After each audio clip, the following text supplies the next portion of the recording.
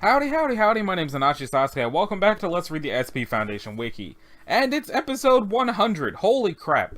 I don't know how long I thought I was going to be doing this. I think what my goal was to do these, like I said, way back when. I was like, I'm going to do this website, and then I'm going to play the game, and the game's going to be a Halloween thing. And I tried to do that, and it crashed while I was recording it, and I lost the recording, and I was too much of a bitch to do it again.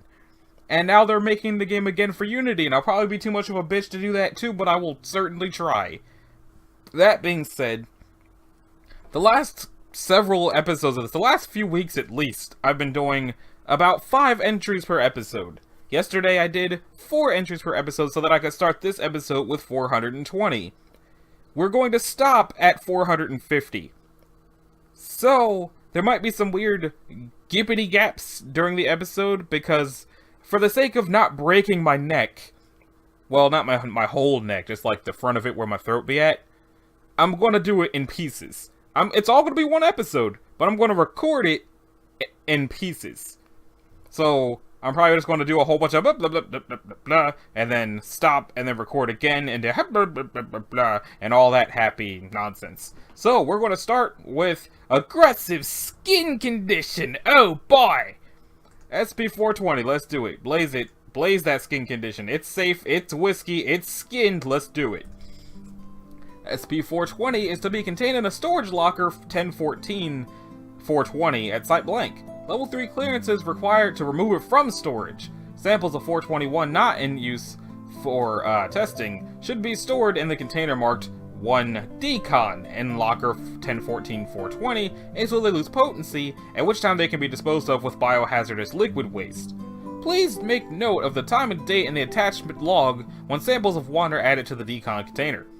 Those infected with 2 are non-contagious and should be contained in standard solitary D-class secure confinement. On reaching Phase 3, same thing, infectees' rations should be doubled. Phase 4 infectees should be kept under constant surveillance for signs of advancement to Phase 6. Did I say stage again? Phase. In which case the infected must be destroyed via high temperature incineration. SCP-420 is a dirty bottle of redacted brand whiskey with no lid. When emptied, a small amount of whiskey-like liquid always remains in the bottle, appearing as a liquid adhering to the sides. This liquid pulls back a few milliliters of 1 over time. Drinking 1 will cause 2, a non-fatal but consuming degeneration and mutation of skin and keratinous tissue, hair, fingernails, etc. in the infected.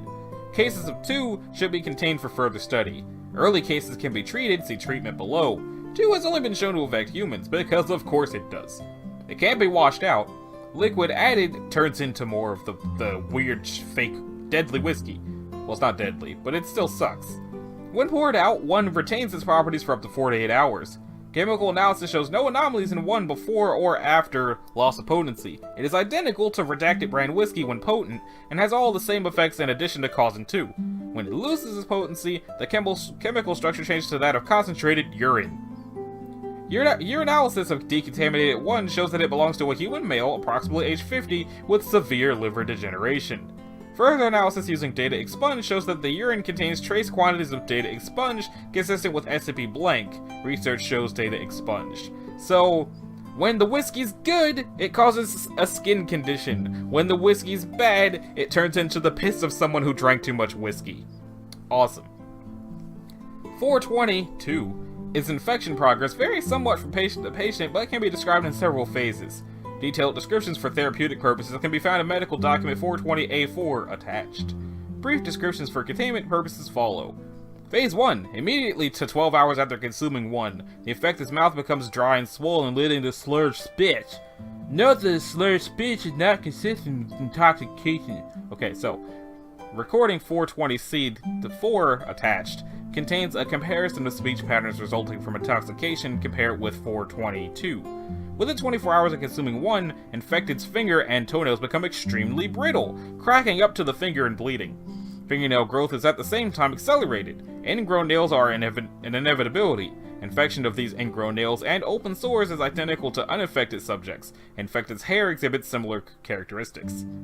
Phase 2. A couple of weeks after Phase 1. their skin becomes brittle and dry, cracking and sloughing off. That's such a weird word. What is that? Gerund, or present participle, sloughing. Shed or remove.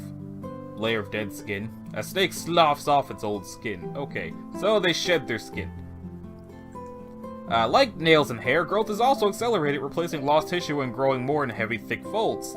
Genetic analysis of that keratinocytes shows mutations similar to skin cancer. The tissue undergoes additional vascularization, similar to cancer cell metastasis. Though apparently cancerous, these cells have not shown any tendency for detachment resulting in systemic spread. Thus, Phase 2 was not malignant. Even if Phase 2 that are injected into the blood, they will reattach to the skin layer and die. Research is underway as to why these cells, though phenotypically cancerous, remain non-malignant. Those with appropriate qualifications who are interested in joining this project should contact me, Dr. Arison. Innervation of the site is fully functional. Growth of the skin folds inside the infectee's mouth prevent communication, although growth progress is such that the infected can still breathe and eat. Infectees show a complete disregard for what they eat.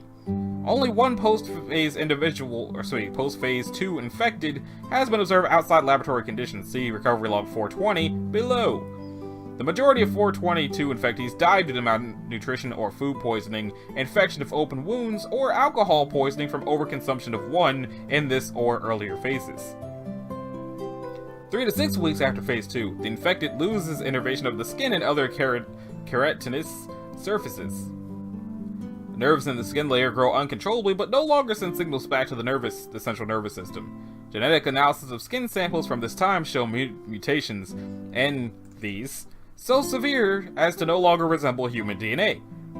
Though individual samples suggest that mutations are random, analysis of samples from different infectees shows a consistent mutational path leading to a final genotype with relatively little variation. In other words, the skin of the infected is a different organism entirely, possibly a different species, related only to other infectees' skin. At this stage, tumors, not sure why it's spelled like that, but tumors may form inside the skin layer, analogous to several types of tissue, including muscle and secretory cells. Secretory? Secretion. At this stage, the skin slows its cracking and falling apart, although it never stops entirely. It becomes a thick series of leathery folds with exposed bloody tissue beneath. Fingernails and hair grow out from the skin at apparently random locations. Ew. Phase 4, 3 to 7 days after Phase 3. The skin begins to twitch and writhe on its own, and apparently random patterns, differentiated tumors, develop into whole surfaces of contractile and other tissues. Small throats begin to form, leading from the outside of the skin to the circulation of the host, but are mainly non-functional at this point. The host's mouth still does most of the eating, although the host itself doesn't appear to be eating now. The mouth is instead working on its own. CAT scans of the host's brain activity show panic and fear as the only dominant thoughts, and motor groups in the jaw muscle area are not recruited. Rather, chewing and swallowing are forced by the motions of the mutated skin. A couple of days after Phase 4, Phase 4 and 5 may overlap significantly, with different portions of the skin entering Phase 5 faster than others. The twitching, writhing skin activity gives way to organized motion. The skin can now be considered a separate organism from the host. It moves the body like a puppet, albeit slowly, and exhibits extremely rudimentary intelligence. It is a scavenger organism and opportunistic predator. The skin digests food by excreting a clear enzymaceous, I don't know how to say that. Google, how do I say this? It's not going to tell me. It just goes straight to Mrs. Loner's Sandbox from the SCP Foundation. Why couldn't you just tell me how to say that word, Google? Okay, fine. On to proposed food, leaving it to digest, and then folding the food into itself. Ingested food is taken into folds lined with thick, heavy hairs, and keratinous plates leading down into the throats. Inside this mouth, a grinding net of keratinous plates break down the food, which is then filtered and absorbed into the host's blood. Activity scans of the brain show many hosts at this stage have gone insane. Some, however, seem relatively calm and are processing input from eyes and ears normally. Phase 6. Most infected remain at Phase 5 indefinitely. The trigger which caused a shift into Phase 6 is unknown. The skin begins rapidly growing hair and keratinous teeth, increasing in mass and data expunged. Infected patients who appear to be entering Phase 6 should be destroyed immediately by total incineration. So, if you see this weird hairy skin get teeth, destroy it. Treatment.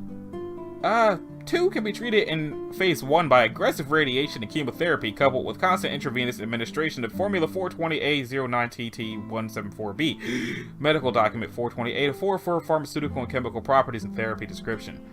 This treatment has a 73% success rate, full removal of 2, and 21% fatality. From Phase 2 onward, constant administration of all this nonsense will slow the progression by 2 to 10-fold, but rarely removes it entirely. Success rate of full removal of 2 drops by about 25% per day after the onset of Phase 2. Additionally, that medication there appears to be at least part of the trigger to entering Phase 6. The treatment should be halted in Phase 5. Recovery Log 420.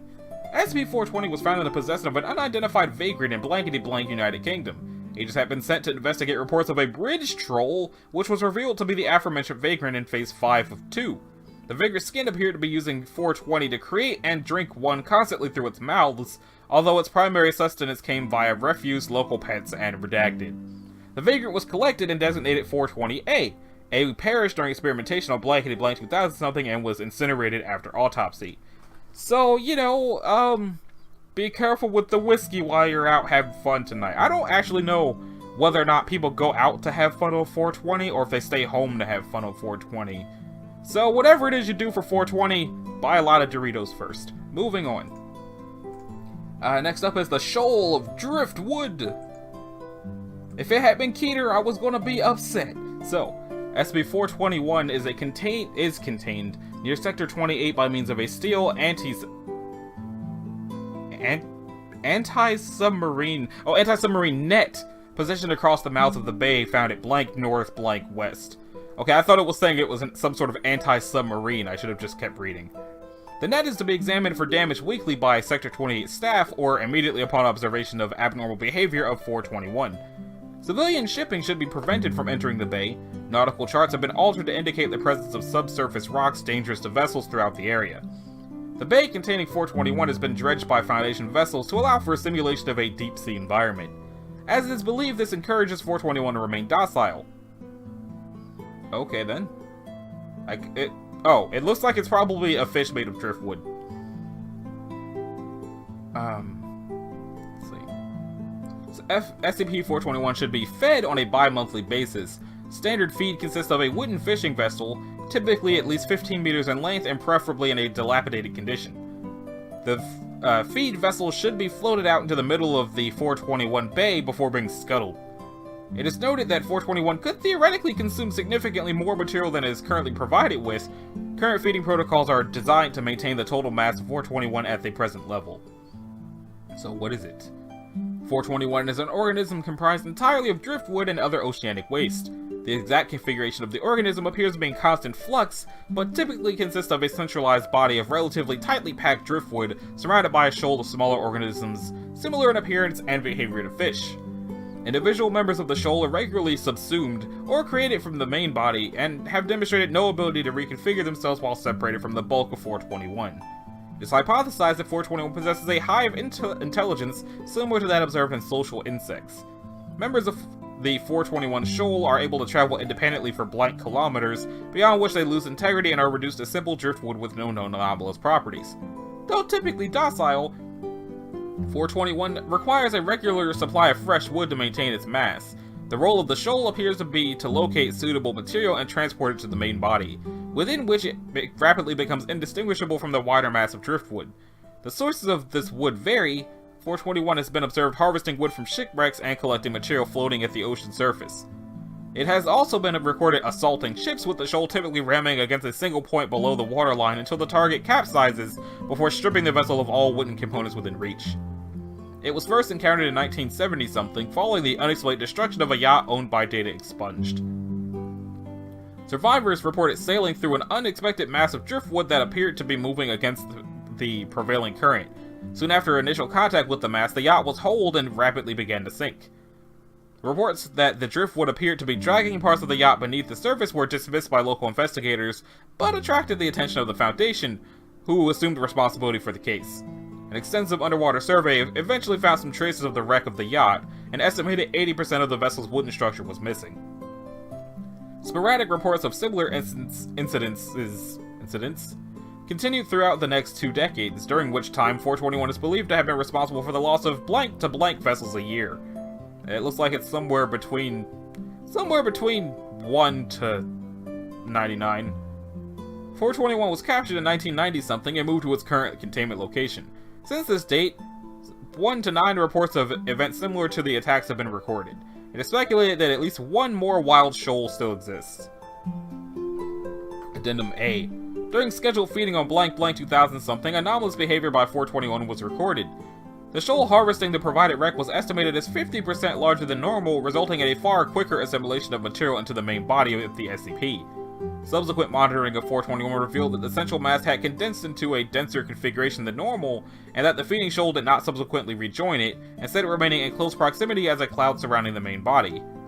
2 days after initial observation of anomalous behavior, the central mass of 421 was recorded, settling close to the seafloor. A part of the shoal was observed to leave the cloud and begin moving around the compound in what has been described as an exploratory pattern, seemingly in an effort to retrieve any material not yet subsumed into 421. Though it had decreased in density since the feeding, ultrasound monitoring of the main body appeared to indicate that the formation of a solid structure within it, distinguishable from the standard mass of 421 as not being in constant motion. On this basis, authorization was granted for the use of a ROV to examine the interior of the central mass. Upon deployment of ROV the 421 shoal appeared to become agitated. ROV was able to successfully penetrate the outer cloud surrounding the main body.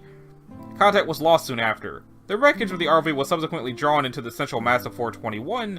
This is believed to be the first time 421 has damaged a non-wooden vessel. Investigation is ongoing. This was last edited in July of 2017, so we'll see how that goes. After that becomes the Patchwork Beast, which I want to say is probably Euclid. It's safe, okay. I guess it's not that bad. SCP-422 is to be contained in a 3x5 meter squared room. The room is to be kept bare, save for the bedding, a water bowl, and a dog toy provided by Dr. Somebody. 422 is to be fed twice a day on a strictly carnivorous diet. Must be fed any type of raw meat provided in portions appropriate for a medium to large-sized dog. All meat must be carefully boned, as consuming bone can cause data expunged and other anomalies within its hide. 422 is to be monitored by security cameras placed in its enclosure, as well as 2 guards armed with tranquilizers stationed at the door. Though the creature has shown no interest in escaping or unprovoked hostility, it has the capability of doing so. Description: 422 is a large quadruped, 83 centimeters at the shoulder and weighing 53 kilograms. Though the size and weight may vary minutely from day to day. It is constructed entirely out of large pieces of the bodies of other animals, stitched in place with muscle fiber and trace amounts of cartilage. The creature's major organs appear to be composed of portions of other organs, though a given organ will only be made of a portion of that type of organ, e.g. its heart is made of connecting chambers of other hearts. It has a flat face, with 2 mismatched eyes, 1 green cat-like eye and 1 brown with a horizontal pupil like a goat. Its nose consists of 2 small slits just below the eyes, and its mouth is abnormally wide, stitched about the corners in such a way that it appears to be grinning. Its back legs are also much larger than its front legs, resembling a frog's legs with an abnormal number of joints. The body lacks stability. No patch or organ will stay the same for an extended period of time, with the shortest shift occurring after 6 hours and the longest after 25 hours. There's no pattern to these changes, though a single patch will not change more than once within a 18-hour period. The patches will occasionally respond to outside stimulus, such as producing heavy fur or thick leathery hides in colder conditions. SCP-422's brain is constructed in the same fashion as its other organs, leading to the development of odd traits as different portions of its brain shift and change. Possibly due to the original construction, many characteristics remain consistent throughout shifts, including poor motor control, very poor short and long-term memory, often unable to remember events from several weeks ago or even several minutes ago, frequent deafness in one or both ears, numbness and lack of sensation in the extremities, including unnatural tolerance to pain, lack of facial recognition, will not recognize itself in a mirror or photograph, and may even show fear of its own reflection, color blindness, though this diminishes as intelligence increases. Additionally, 422's intelligence can range anywhere from that of an average house cat to a 7-year-old child, with the average being that of a 5 to 6-year-old child. Dr. Blank has been keeping extensive records of daily fluctuations in 422's intelligence, physical trace, and patch count. More information on the Doctor's studies can be found at Data Expunged, so we're never going to see it. Now it's the self-inserting character, which may or may not be Andrew Hussey. They're safe though, so probably not Andrew Hussey. 423 is contained in a 5x5 meter room containing 3 2x3 meter bookshelves. An incinerator is located adjacent. All personnel entering or leaving the room are to be searched for written material. Any written material must be checked for any trace of 423 and then, if found cleaned, incinerated. At night, 423 is to remain in a small plain journal marked 423. Failure to remain in this journal at designated times will result in loss of reading material outside of scheduled experiments.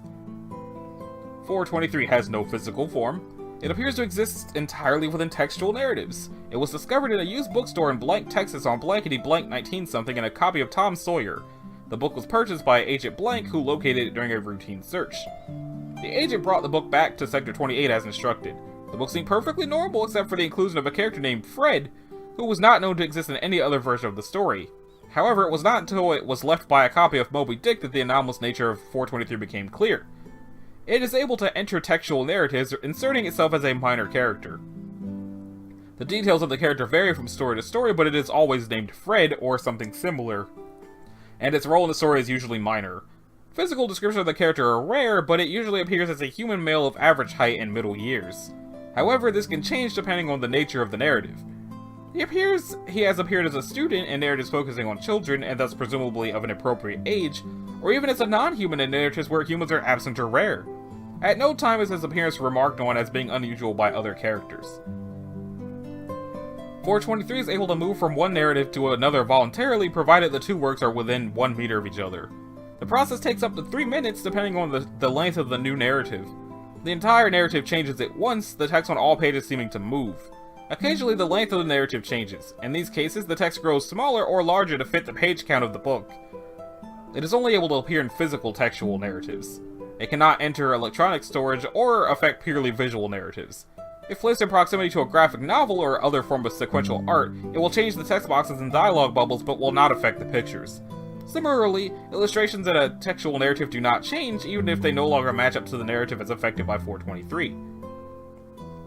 It prefers fictional narratives, however it can enter any narrative that has characters, including anecdotes, biographies, and research notes.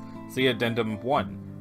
It can re-enter a narrative that it has already exited. If it does so, the new narrative typically differs from the last time 423 entered the story. However, it has displayed a preference for narratives it has not yet entered. It is currently unknown what effect dying in a narrative would have on 423, despite the best effort of researchers. It displays a strong grasp of narrative principles and is usually able to predict the best response in a given circumstance to avoid danger to itself. It has, however, displayed minor injuries. However, these seem to vanish when it enters a new narrative. 423 can be communicated with by coaxing it into a journal. It responds to questions written within, with 423's responses appearing underneath the questions. When it transfers to another narrative, its responses disappear from the journal. It has been largely cooperative since its containment. Its only requests so far have been for more narratives. It has expressed a preference for narratives with a large number of background characters, as this makes it easier for it to blend in and watch the good stuff. It has been recommended that, should it become uncooperative, it be confined to the journal until it becomes more amenable to staff requests. Researchers who desire more information on 423 should read Experiment Log 423A. Addendum 1. Researchers are reminded that all physical written material is a potential habitat for 423, and that all notes should thereafter be taken electronically. If written notes must for some reason be taken, be sure to check for addenda from guest researcher Fred. Addendum 2. The use of 583 to destroy 423 has been suggested. While the SCP is not slated for destruction at the present time, it should be noted should circumstances change. I wonder how long this experiment log is. Long enough to not bother. Okay. That brings us up to the nanomimes. Is it going to be tiny mimes, or is that going to be something else? Well, it's safe, so I don't think it's going to be tiny mimes. Might be tiny mimes, though. Samples of 424 have been relegated to the laboratory of Dr. Blank to to be administered to by researchers Dr. Tidbury and Dr. Herman. The central contingent mass is allowed free run of personnel levels 2, 3, and 4 of Sector 28, as it has demonstrated an acceptable level of personableness, as well as basic understanding of the concepts of privacy and personal space. There are, however, isolated incidents in which these courtesies have not been observed by 424, though not in such frequency as to merit additional containment procedures. Complaints are available to Level 3 Human Resource Staff and Personnel Archive C-424. Supplemental. Personnel are advised to not take violent action against 424 due to the nature of its behavior. If it becomes an annoyance, simply ask it to leave. If it refuses, file a complaint and report to one of my assistants. Thank you. SCP-424 was discovered accidentally in early 2004 at a gas station in Campbell River, British Columbia. Documents of discovery and capture can be found in Log 428-B, Files 424 1-10. At rest, it appears to be a smooth, gelatinous mass with equal black and white coloration. No patterns are observed to form on its surface while it's in this resting position, though the shades constantly shift position. In actuality, it is a vast collection of microscopic organisms. Whether they function as a group or by a single or multiple consciousnesses is unknown, as samples taken display behavior similar yet independent to that of the main mass. Origin of pigmentation is currently under investigation, but not prioritized under main research staff. The central mass has a variable volume and remains at a constant 34 degrees Celsius, regardless of the surrounding temperature. As far as can be determined, 424 lacks detectable sensory features, though is capable of observing its environment by tactile, oral, visual, or olfactory means, by methods still being tested and studied. 424 has the ability to mold and harden its malleable composition into the shape of any object or organism that it has previously seen, though it is not capable of reproducing the color or function other than movement of that form. It can also rearrange its pigmentation to suit the surface patterns of any new form taken, despite not being able to reproduce color. For tests and examples, those with Level 2 security clearance to see Log 424-F, Files 1-10. Addendum. Escape sample has proven that the organisms can survive digestion. Staff mugs are to be labeled and painted brightly to avoid future incidents. Neither the central mass nor any samples taken require solid or liquid nourishment. Working theory is that they thrive through constant motion, hence the constant shifting of surface patterning when at rest. While 424 is more than willing to take suggestions for shapes to imitate, it should be noted that it is not human, and is not likely to respond as such to physical gestures of intimacy. This is to be considered as a general warning to resident staff, and disregard of such is grounds for transfer to facility insufficient security clearance for immediate reassignment. Should 424 become still or hidden enough to be unable to locate, it may be called by number or entice into view by offering it something to mimic, more so if it is something that hasn't been mimicked yet. Other methods are not generally recommended. Movies of the horror genre have been removed from recreational equipment storage cabinets in regard to 424's reaction to the August 2005 screening of Aliens. All ductwork is to be examined for any possible accidental fragments of 424's main mass. Relevant files, Archive 424, Files 110.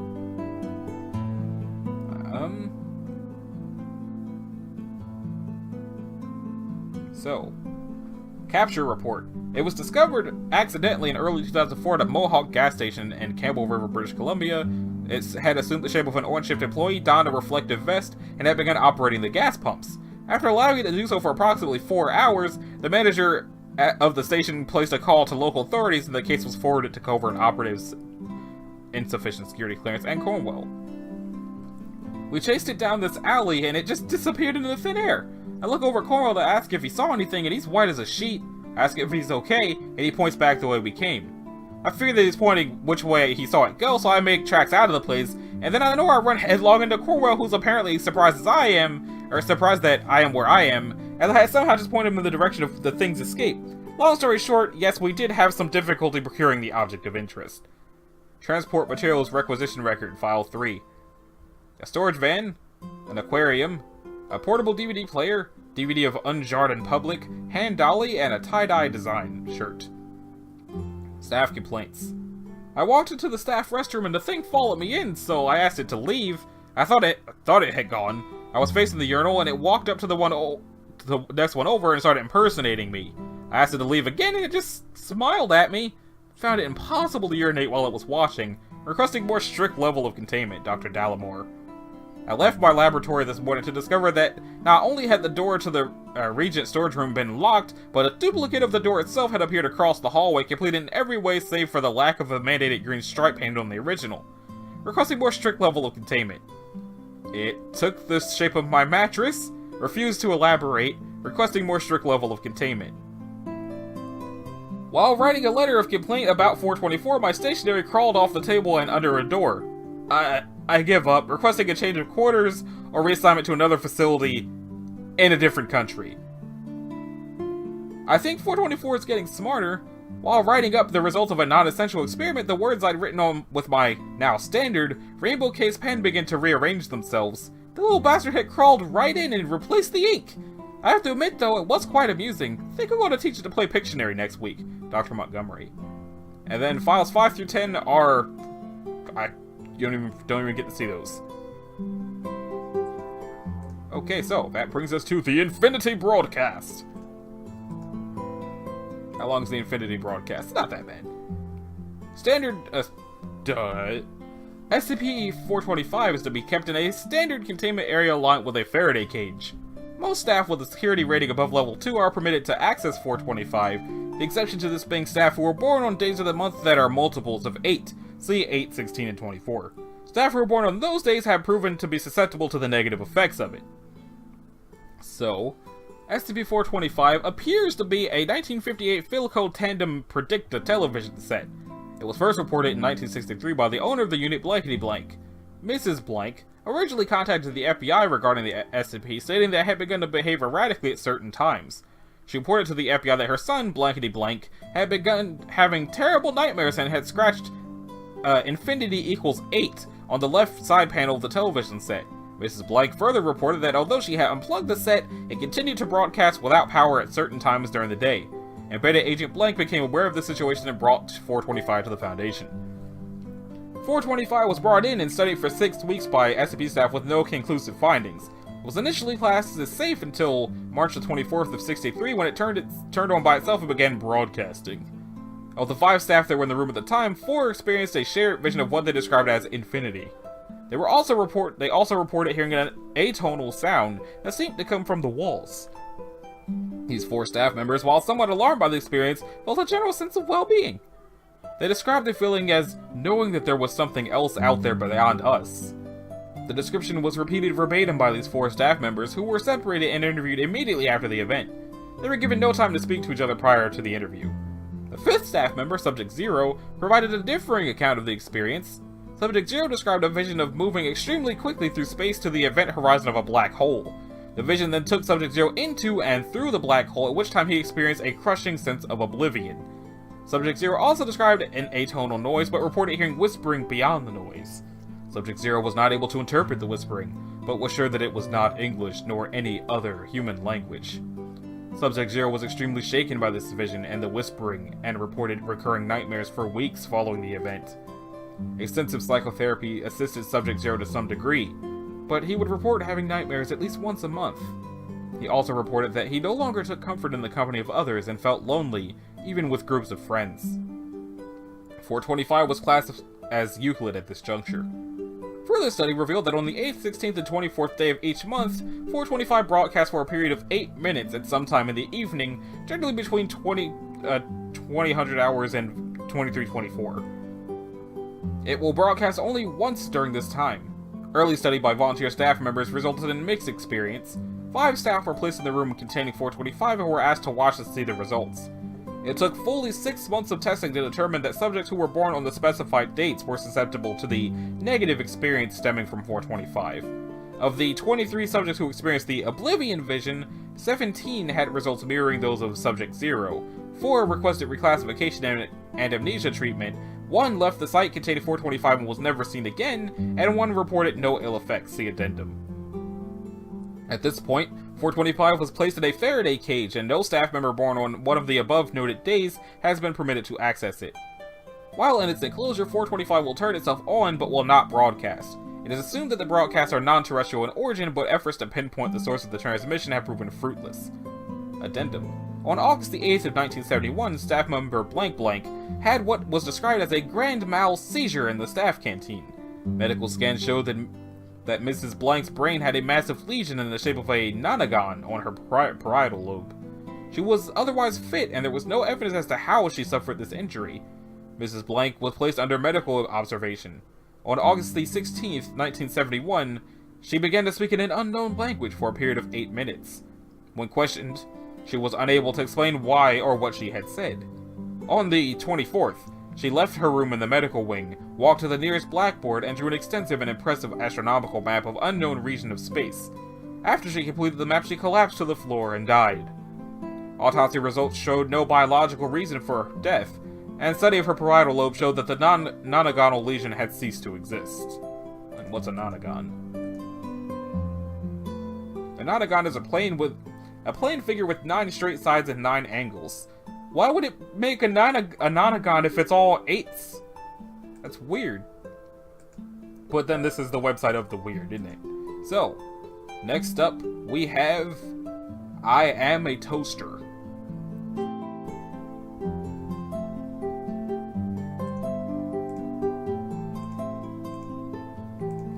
Okay, so, I Am a Toaster is, it's Euclid, and it seems to be telling the SCP directly? Okay. I am to be sealed in a chamber with no windows, through which I may be viewed. The door to my chamber must have a label completely unrelated to my designation or identity, in order to prevent unintended spread of my primary effect. Only level 3 and above personnel are to know of my presence, and particularly of my properties. Assigned personnel are to be rotated out on a monthly basis to prevent contamination by my secondary effect. Psychiatric evaluation is mandatory at the end of the month. If personnel are deemed unaffected, they may be reassigned to me no less than 4 months after their last rotation with me. Any affected personnel are to be given a Class C amnestic and transferred to a different site. Hello, I am SCP-426. I must be introduced this way in order to prevent ambiguity. I am an ordinary toaster, able to toast bread when supplied with electricity. However, when any human being mentions me, they inadvertently refer to me in the first person. Despite all attempts, there has yet to be a way to speak or write about me in the third person. When in my continuous presence for over 2 months, individuals begin to identify themselves as a toaster. Unless forcibly restrained, these people will ultimately harm themselves in an attempt to emulate my standard functions. I was discovered in the home of the Blank family after the gruesome deaths of 3 of its members. I had been given to the younger Mr. and Mrs. as a wedding gift. No card or any other identifying markings had been found on my box. Approximately 2 months after the family received me, fire crews were dispatched to the home due to an electrical fire. The younger Mrs. died from the electric discharge that she had caused when attempting to devour an electric socket. The other 2 victims had died shortly before the fire occurred. The elder Mrs. had gorged herself with nearly 10 kilograms of bread before her stomach burst and she died of internal bleeding. The younger Mr. died of severe blood loss after attempting redacted with me. The sole survivor was the elder Mr., who was suffering from severe malnutrition. He stated that he had inserted some bread a week prior and was still waiting for the toast to pop out. I was confiscated by the Foundation after police noted my unusual properties. A Class C amnesiac was administered to the affected officers. Experiment Log 426-1. Disposable personnel 426-1. They were asked to describe what he believed was in my chamber. He was not informed about my identity or properties. They stated, I'm probably some huge monster holed up in there. That's what you guys have all over the place, right? They remained oblivious to his use of the first-person pronoun. The second one was placed in my chamber and given regular meals through a dispenser. No communication with them was permitted. Multiple cameras were situated in the chamber, positioned so that I was outside of their field of vision, but allowing constant observation of 2. We remained sealed until my secondary effect manifested in the subject. I was bolted to the floor so that I could not be moved into a camera's view. After 45 days of isolation, 2 wrapped his arm around me and began conversing with me, stating that we were brothers. They never deviated from the first person plural when speaking with me. They were terminated 1 hour after this event. It is theorized that the isolation accelerated the process of my secondary effect. Number 3. A screw was removed from me and shown to them and they were asked to describe it. They were not informed about my identity or properties. 3 referred to it as my screw. Consistent with Experiment 1, the subject was oblivious of his use of the first person in this description. This suggests that even if I were destroyed, my effects would still be inherent in my remains. The 4th person was placed in an isolation cell adjacent to my chamber to be observed until my secondary effect manifests. Details: no effects appeared. They were terminated 90 days after the start of the experiment. Thank God there were some limits to my effects. A lot of us were starting to get really worried about me, said the doctor. Okay, so that's weird. That was very weird, but probably not as weird as a Lovecraftian locket.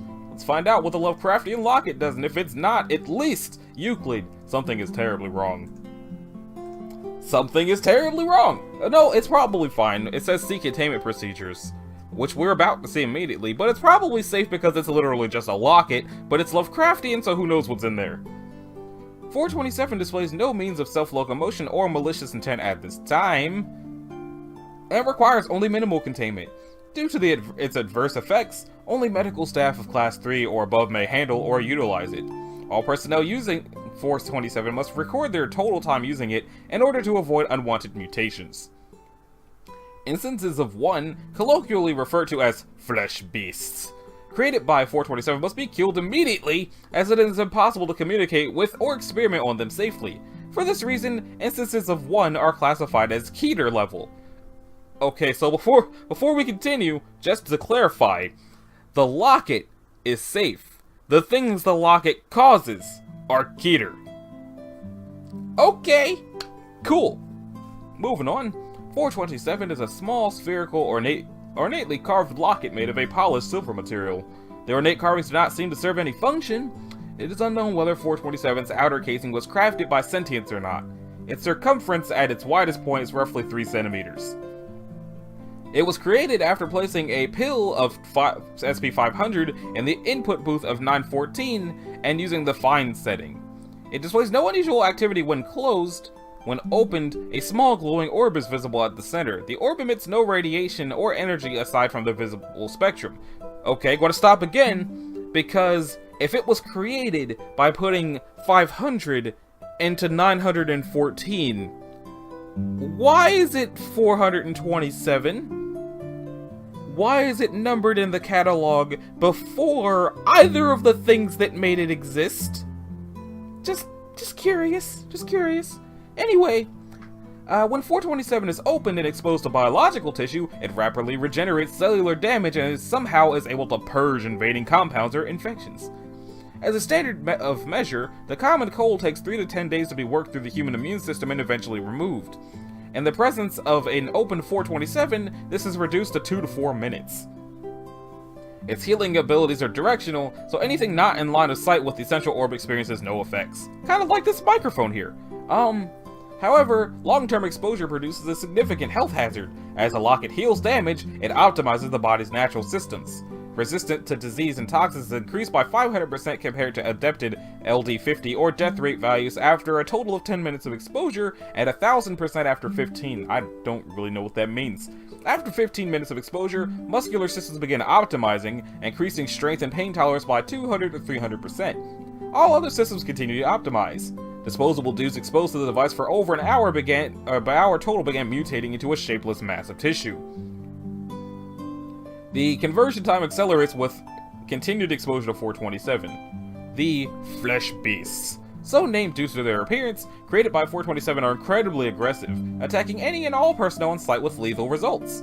They're highly resistant to most known weaponry, but can be disabled with sufficient shock trauma or heat in excess of 1100 degrees Celsius, which is 2000 degrees Fahrenheit. I appreciate y'all telling me that in the article so I don't have to go check because ignorant American. Intelligence cannot be accurately gauged, but mapping of biological enhancement of the brain is a direct relationship with optimization of other systems to suggest intelligence could exceed levels measured in humans when fully transformed.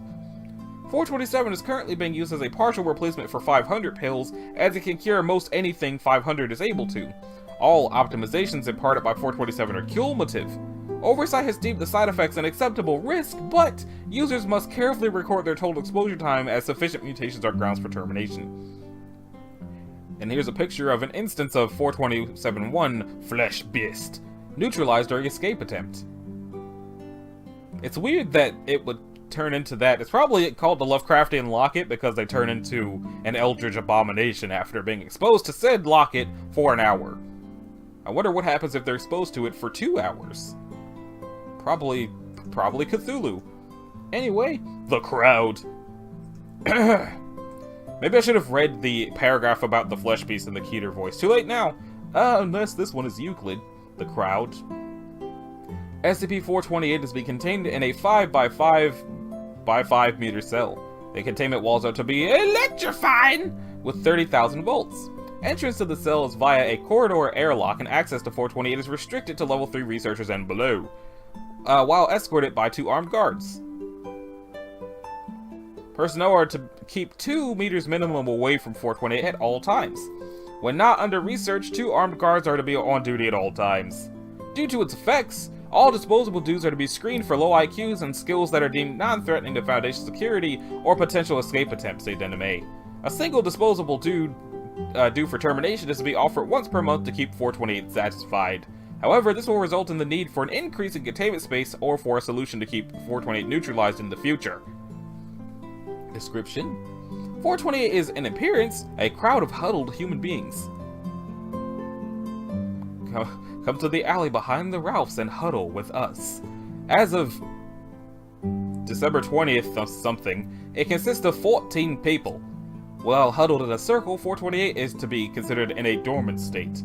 In this state, the crowd moves with a gentle sway and can be heard audibly mumbling. Upon further inspection, the biological internals, organs, bones, muscles, and fluids, leaving only the skin, have been removed from each individual and replaced with an unidentified material that attaches to a central amorphous mass in the middle of the crowd via lengths of flesh similar to umbilical cords. Hold up a minute. Is there a reason that the whole of the 420s just seems to have a lot of strange flesh creatures that are made of skin and nothing else? Like 420 was weird, insane skin blobs that eat things thanks to drinking strange whiskey, and the last entry was the flesh beast caused by the Lovecraftian Locket, and now we have a huddle of 14 people that are nothing but skin. What the hell, man? Who wrote these? Was this all written by one person, or was it just a group of people who really just don't like everything that's not skin? Anyway, the crowd will not move away from this mass unless a person comes within 2 meters of the central mass. At this point, the crowd will move into its hostile state. The people of 428 closest to the person will attempt to grab and pull them into the middle of the crowd. After contact is made for more than 10 seconds, the person will become a new member of 428. Their internal structures will be removed and replaced with the very same material as the other members.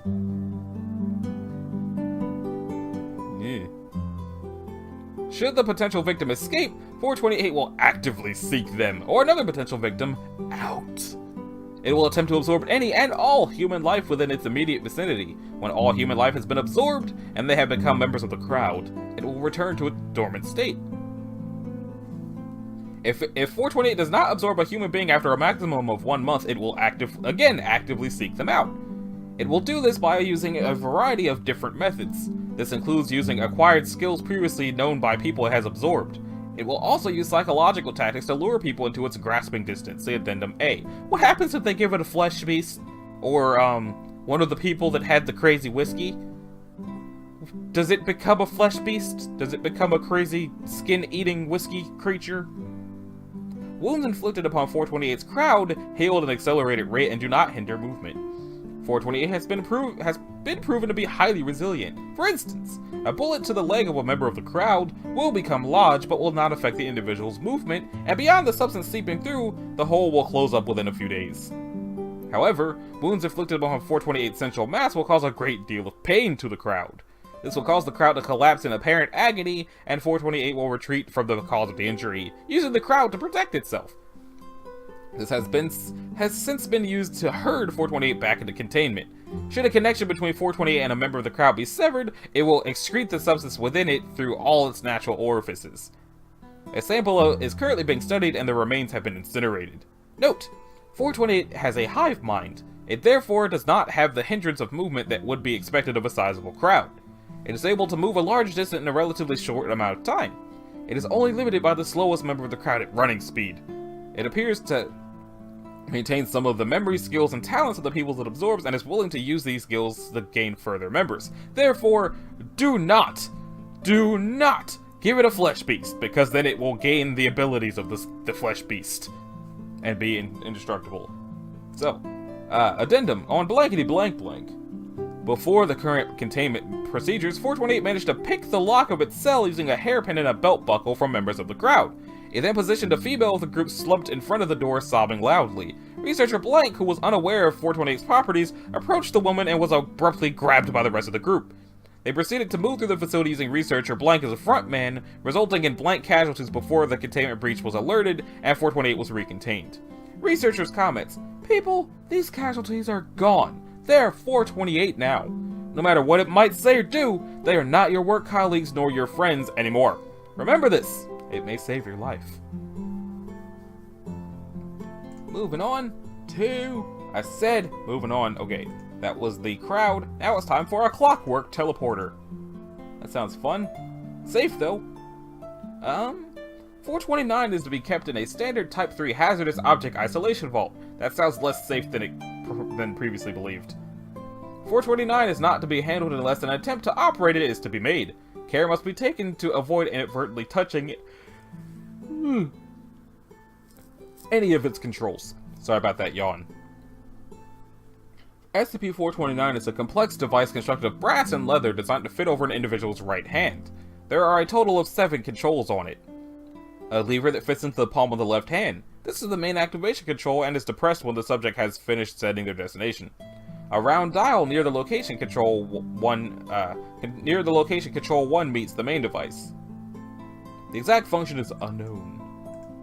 A 6-sided dial at the front of the main device. This appears to be involved in a broad location selection. A round dial in the center of the device, the main device. It appears to be involved in fine location selection. A lever across the clock face, unknown. A dial on the side of the clock face. This alters the clock face, although the function of selecting a destination is unknown. And a switch on the side of the main body, not visible in the filed image, exact purpose unknown. Okay. What was this called again? Clockwork teleporter. Examination of 429's inner construction reveals a clockwork mechanism connected to the exterior controls, which drives the clock face. On the exact physical duplicates of 429 constructed by the Foundation, the controls are either not connected to the clockwork 157, or simply altered to display time at varying rates 2, 3, 4, or 6. When a subject wears 429, they gain an instinctive understanding of its operation, although they do not gain the ability to convey this information to others. If the subject visualizes the location and follows their instinctual understanding to adjust the controls, the wearer will disappear from the current location and simultaneously appear at the visualized location. Upon arrival, the controls save for 1 and 6 return to their original positions. Control 1 remains depressed until released, and Control 6 adjusts the clock face to the local time. After activation, 429 is inert until Control 1 is released. The subject does not perceive travel via 429 as instantaneous. Each subject has reported a prolonged period of paralysis and blindness, equivalent to the time it will take to travel in a direct line between the activation location and destination, traveling at approximately 6 to 10 kilometers per hour. The biological needs of the activating subject progresses as normal during this time. Therefore, journeys of more than 510 kilometers are not advised due to the risk of dehydration. Suffocation does not appear to be a hazard, however. The controls are highly sensitive and will move under the slightest pressure. If the controls are altered without the instinctive understanding granted by wearing 429, it will disappear from its current location and reappear somewhere within 1.76 kilometers, taking the individual who altered the controls with it. The time elapsed in such cases appears to be significantly higher than normal, with the activating subject typically arriving at a state of advanced decay. On Blankety Blank 2000-something, 429 was activated remotely via a robotic arm equipped with a video camera and a range of sensor equipment. No data of any kind was recorded by any of the equipment save for the onboard timing mechanism, which recorded an 8-month, 5-day, and 37-second time lapse. 429 came to the attention of the Foundation after a series of seemingly impossible burglaries. The Foundation examined security camera footage and noticed an individual, believed to be 429's creator, disappearing from sight shortly before each burglary. The individual appeared to be using 429 for short jumps to access inaccessible locations. The Foundation pursued the individual across 3 continents over a period of 9 years, before the individual was finally found having died of old age due to extensive use of 429 and blank blank. Sounds about right. A peasant's punishment. It's Euclid. 430 is to be kept in a humanoid containment cell on Site 17, placed on a wooden pallet or equivalent loose support at least 20 centimeters above ground to prevent rustling. The cell containing 430 is to be fitted with an adjustable table, a sand basin, a controllable 2-position hook conveyor system, and a master-slave control system as specified in Document 430 Gamma construction details. One cell adjacent to 430 is to house a live disposable dude, designated 430C, whose suitability was ensured by enacting Protocol Prometheus 11 prior to their internment. C is to be treated in accordance with Foundation of Humanoid Containment Guidelines Section NP1. Suitable C candidates are non-violent, introverted, and capable of carrying out simple tasks without supervision, with claustrophobia being a disqualifying factor. Other cells adjacent to 430 containment are to be designated long-term low-values item storage. See Site 17 Floor Plan Section IJs 23. The set of cells adjacent to 430 is designated 433.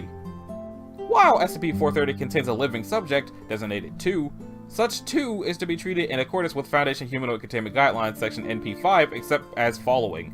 Routine medical examinations of 2 are to take place weekly rather than monthly. They are to be fitted with a heart rate monitor. Due to restricted movement, they are to be fed an individualized diet as per recommendations of a qualified member of Site 17 medical staff. They are to be administered daily doses of aspirin to prevent vein thrombosis.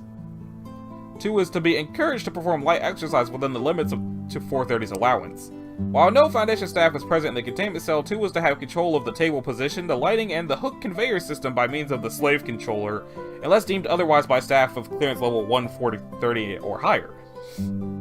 This controller is to be disabled from the main control panel prior to staff entering 430 containment.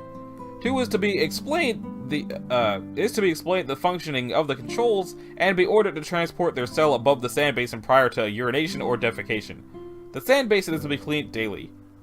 In the case of 432 expiring, as represented by the lack of signal from their heart rate monitor coupled with visual confirmation, no personnel is to enter 3 until visual feed confirms the presence of former C inside of 430. Subsequently, the remains of previous 2 are to be removed from 430 and the new 2 briefed. Protocol Prometheus 11. Prior to being classified C, chosen disposable dude is to sign a printed copy of the following document. Note: following Incident 431, personnel to ensure C has signed the document with their own name. Researcher Eisenberg. I hereby, of my own will, declare that I reject the divine mandate of our monarch, holding them to no more esteem than the lowest of peasants, for all men were born equal, and that I support and urge my countrymen to rise against feudal tyranny and fight for freedom, brotherhood, and equality. Undersigned. Description: SCP-430 is a cylindrical gibbet. Okay. Approximately 3 meters tall and 0.7 meters in diameter, weighing ca 800 kilograms, composed of an unknown material. 430 resists attempts to obtain bulk material samples, and attempts at indentation testing resulted in hardness values inconsistent with other properties. Vickers' indentation test resulted in measured hardness values between 18 to 35 HV5, while subsequent attempted sampling showed the bulk material being capable of causing significant abrasive wear of the diamond-coated cutting disc. Samples of surface corrosion are obtainable and are chemically identical to hydrated ferrous oxide. On the lower rim, the numerals 1772 and the name Hans Dressler are carved. I recognize that name. Why do I recognize that name?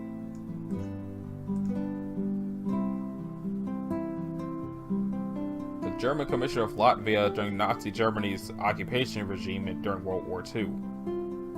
That didn't really explain why I recognize that name. Maybe history class, I don't know.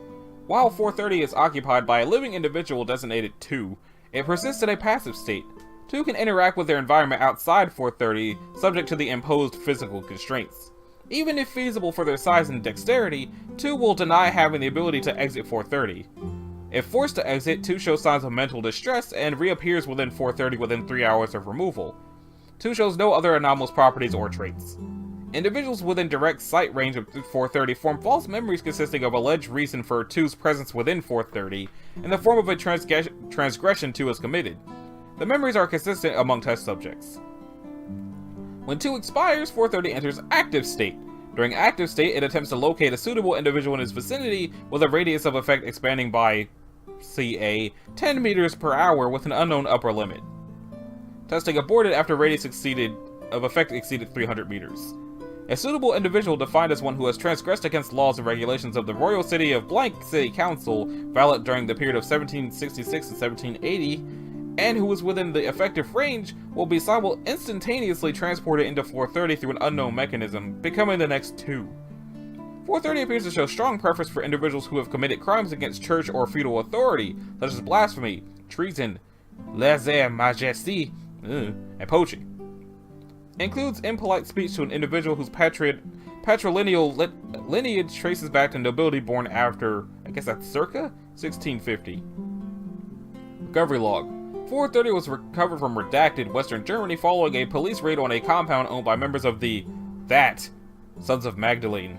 See Addendum 431. As a result of witness reports detailing Hans Blank, a member of the task force, appearing inside 430 after attempting to aid its previous occupant, who was wounded in the firefight and subsequently expired. A modified report detailing his death during the operation was published, and members of the task force were administered Class A Amnesiacs. Addendum Sons of Magdalene. A fringe Christian sect led by Johann Blank, members of Sons of Magdalene venerated 430 as a living manifestation of God's judgment and considered 2 holy martyrs, usually providing them with drinking water, honey, and insects as a reflection of the fasting of St. John the Baptist. In its original location, 430 hung from the roof behind the altar of the compound's church with a sheet of worked sheepskin and the following inscription covering its lower half. Translation follows. Footage of the original inscription is available in the archive as document 430 Sigma. For Mary Magdalene was sinful, but she knew of her sin, and repented in the face of our Lord, and was thus blessed. And the scribes and Pharisees who brought her forth and willed to stone her knew of her sin. But they were sinful and did not know of their own sin, and thus were damned. And Lord Jesus said to them, He that is without sin among you, let him first cast a stone at her. And blessed were the men and women, for they learned of their sin, for they have walked the path of salvation. Addendum 2. Incident 431. On blankety blank 19-something, C failed to appear within 430 following expiration of then current 2 even after 1 hour since event. 153 minutes after event, researcher A. Novikov disappeared from his office, approximately 250 meters shortest path from 2, becoming the next 2, with observers citing charges of sedition and that. When interrogated, C admitted to signing the document with researcher A. Novikov's name, claiming to have overheard it from security personnel, citing, I never signed shit with my own name and I'm not going to start now, as a reason. Examination of the science sheet confirmed this finding. C was terminated on disciplinary charges. Researcher A. Novikov was provided with a computer and continued his work until his death on blank 2000-something. Dang. Just dang. Okay, so, that was a peasant's punishment. I guess that would be punishing peasants, wouldn't it? And next up, we're going to be doing Dr. Gideon.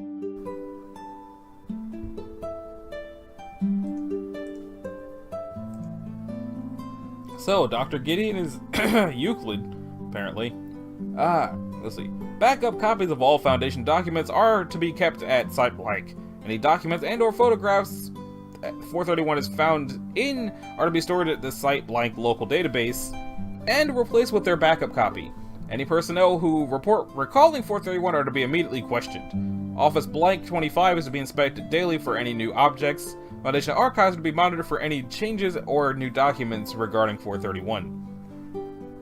SCP-431 is the designation given to Dr. Gideon, a man who appears to have been a Foundation researcher. Due to the condition of records at present, it is not known if Gideon is his real name. The existence of 431 was first recovered during what appeared to be an attempt to hack the Foundation database. A number of documents were altered to state that a scientist referred to as a Dr. Gideon was involved in researching several SCP objects. However, it was determined that the documents in question were not being accessed at the time that they were modified. Since the initial event, references to a Dr. Gideon have appeared in blank additional documents. Every time a document has been altered, it has been shown that it was not in use at the time of modification. Several new documents have also appeared, a number of which are SCP documents of items that the Foundation does not currently possess, including a data expunged, and one item, a data expunged, which is known to currently be in the possession of Marshall Carter and Dark Limited. A number of objects have also been recovered in Office Blank 25, which is currently vacant. It is not known when the items began to appear inside it, as the office was only investigated when a Dr. Gideon name placard appeared on the door. Blank documents have been recovered from the office, including a photograph, document 431 blank, which is believed to depict Dr. Gideon alongside 3 known Foundation personnel. Security camera tapes dated Blankety blank blank show a man who's believed to be Dr. Gideon conversing with a number of researchers. None of the researchers report ever working with anyone named Gideon, and none show signs consistent with the administration of Amnesiacs. Amnestics. No information concerning Dr. Gideon's hiring by the Foundation exists, nor does any documentation indicating that Dr. Gideon was either fired, terminated, or quit. One document recovered from Office Blank 25 appears to have his fingerprints on it, as the fingerprints have no match within the Foundation's or any government's fingerprint database. No government documentation regarding anyone named Gideon matching the description of the individual in document 431 blank exists, including birth, death, census, or tax information. By date, the last documents available presently state that Dr. Gideon was scheduled to oversee the neutralization of an SCP object. However, the document refers to the object being neutralized as SCP blank, a designation not currently in use. No documentation has appeared describing that SCP. And this was last edited in June the 6th of 2017, so maybe this June they'll update that to be Amnestics. Next up is a cabinet maze. Safe though. 432 was kept in a standard storage area at Sector 25, and is to be kept locked at all times, and the key to the lock kept in the adjacent security station under guard by 3 level 3 personnel. No other special containment is required. SCP-432 was a 2-door steel storage cabinet measuring 2 meters tall by 1.2 meters wide by 1 meter deep. The exterior of the cabinet is painted matte green, and bears no remarkable features except small areas of corrosion and light scratching commensurate with being left exposed to the elements for a prolonged period of time. The doors of the cabinet are fitted with a basic slide bolt and a hasp for a padlock, allowing the door to be secured from the outside. The interior dimensions of 432 display significant disparity with the exterior. The doors open into an apparently extra-dimensional space containing a large labyrinth complex comprised of an as-yet uncharted series of corridors. The walls, floor, and ceiling of the corridors are constructed from heavily rusted steel and adhere to the same height and width scales of the exterior of 432. 2 meters high by 1.2 meters wide. The corridors within 432 are lit at irregular intervals by what appears to be regular household light bulbs, secured to the walls in wire mesh fittings. Many of the bulbs are observed to flicker, and numerous others are burned out or broken. In places, several large gauge steel pipes have been found bolted to the walls of the tunnels. These pipes are notably cold to the touch and contain flowing water, although the source and destination of the pipes and water are unknown. Many of the pipes observed are in obvious need of repair and leak cold, average 3 degrees Celsius water. Analysis of this water has revealed a low oxygen content and trace amounts of iron oxide, but the water is otherwise potable. Probably potable. The exact size of the labyrinth complex to which 432 connects cannot be accurately measured, as each time the doors of the cabinet are closed and then reopened, the entrance created by the cabinet apparently moves to a different section of the maze. The fate of personnel within the maze when the door is closed is unknown, although remains discovered within the maze suggest starvation is a likely outcome. Other remains, coupled with additional evidence gathered during exploration, suggest that the labyrinth contains a large predatory inhabitant of indeterminate species, hereafter known as 432-1. GPS units used within 432 are rendered useless, as are cellular phones. Remote-controlled devices sent into 432 are similarly impaired and cease to function after traveling an average of 20 meters into the maze, rendering remote mapping of the internal layout impossible. High-gain radio transmissions can be used to keep in contact with personnel within the labyrinth, although significant interference occurs deeper into the maze. If the doors of the cabinet are closed, then all forms of contact with personnel within 432 are severed. Additional notes: 432 was discovered in an abandoned industrial complex in Blank, UK. It came to the attention of the Foundation after Dr. T. Small heard reports of several homeless persons in the area disappearing after staying in the complex. Upon investigation, Dr. Small discovered the cabinet at the center of an abandoned steel mill, surrounded by a number of sleeping bags, bags of clothing, and other personal effects, suggesting a number of homeless persons had recently made camp there. 432 was unlocked, but the door closed upon discovery. After exploring the immediate area beyond the entrance, Dr. Small exited 432 and summoned Foundation personnel to transport the cabinet to Sector 25 for analysis. Currently, blank expeditions have been sent into 432 to attempt to chart its internal geography. To date, blank disposable dudes have been lost within the maze, at least 99. No further expeditions may be made without express permission of at least 2 Level 4 personnel. Paint samples, metal fatigue, and construction technique date 432 to having been constructed the early 1950s. However, artifacts recovered from within 432 have been accurately dated to much earlier periods. Expeditions. Below are the expeditions within 432 to date. The standard agreed mission equipment pack agreed by Dr. T. Small and Dr. Blank is 1 flashlight with a 3-hour lifespan and additional power sources providing up to 6 additional hours, 1 headset microphone lit to control, 1 shoulder-mounted video unit set for wireless transmission, a half-a-liter bottle of water, 2 of them, and two high-calorie energy bars, and 8 sticks of luminous marker chalk.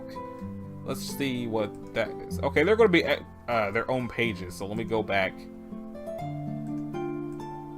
It's also a page for materials recovered. So, first one. Subject is disposable dude, average physique. Background shows an history of aggravated assault and burglary. They have the standard pack, the camera activated to go in, blah blah blah.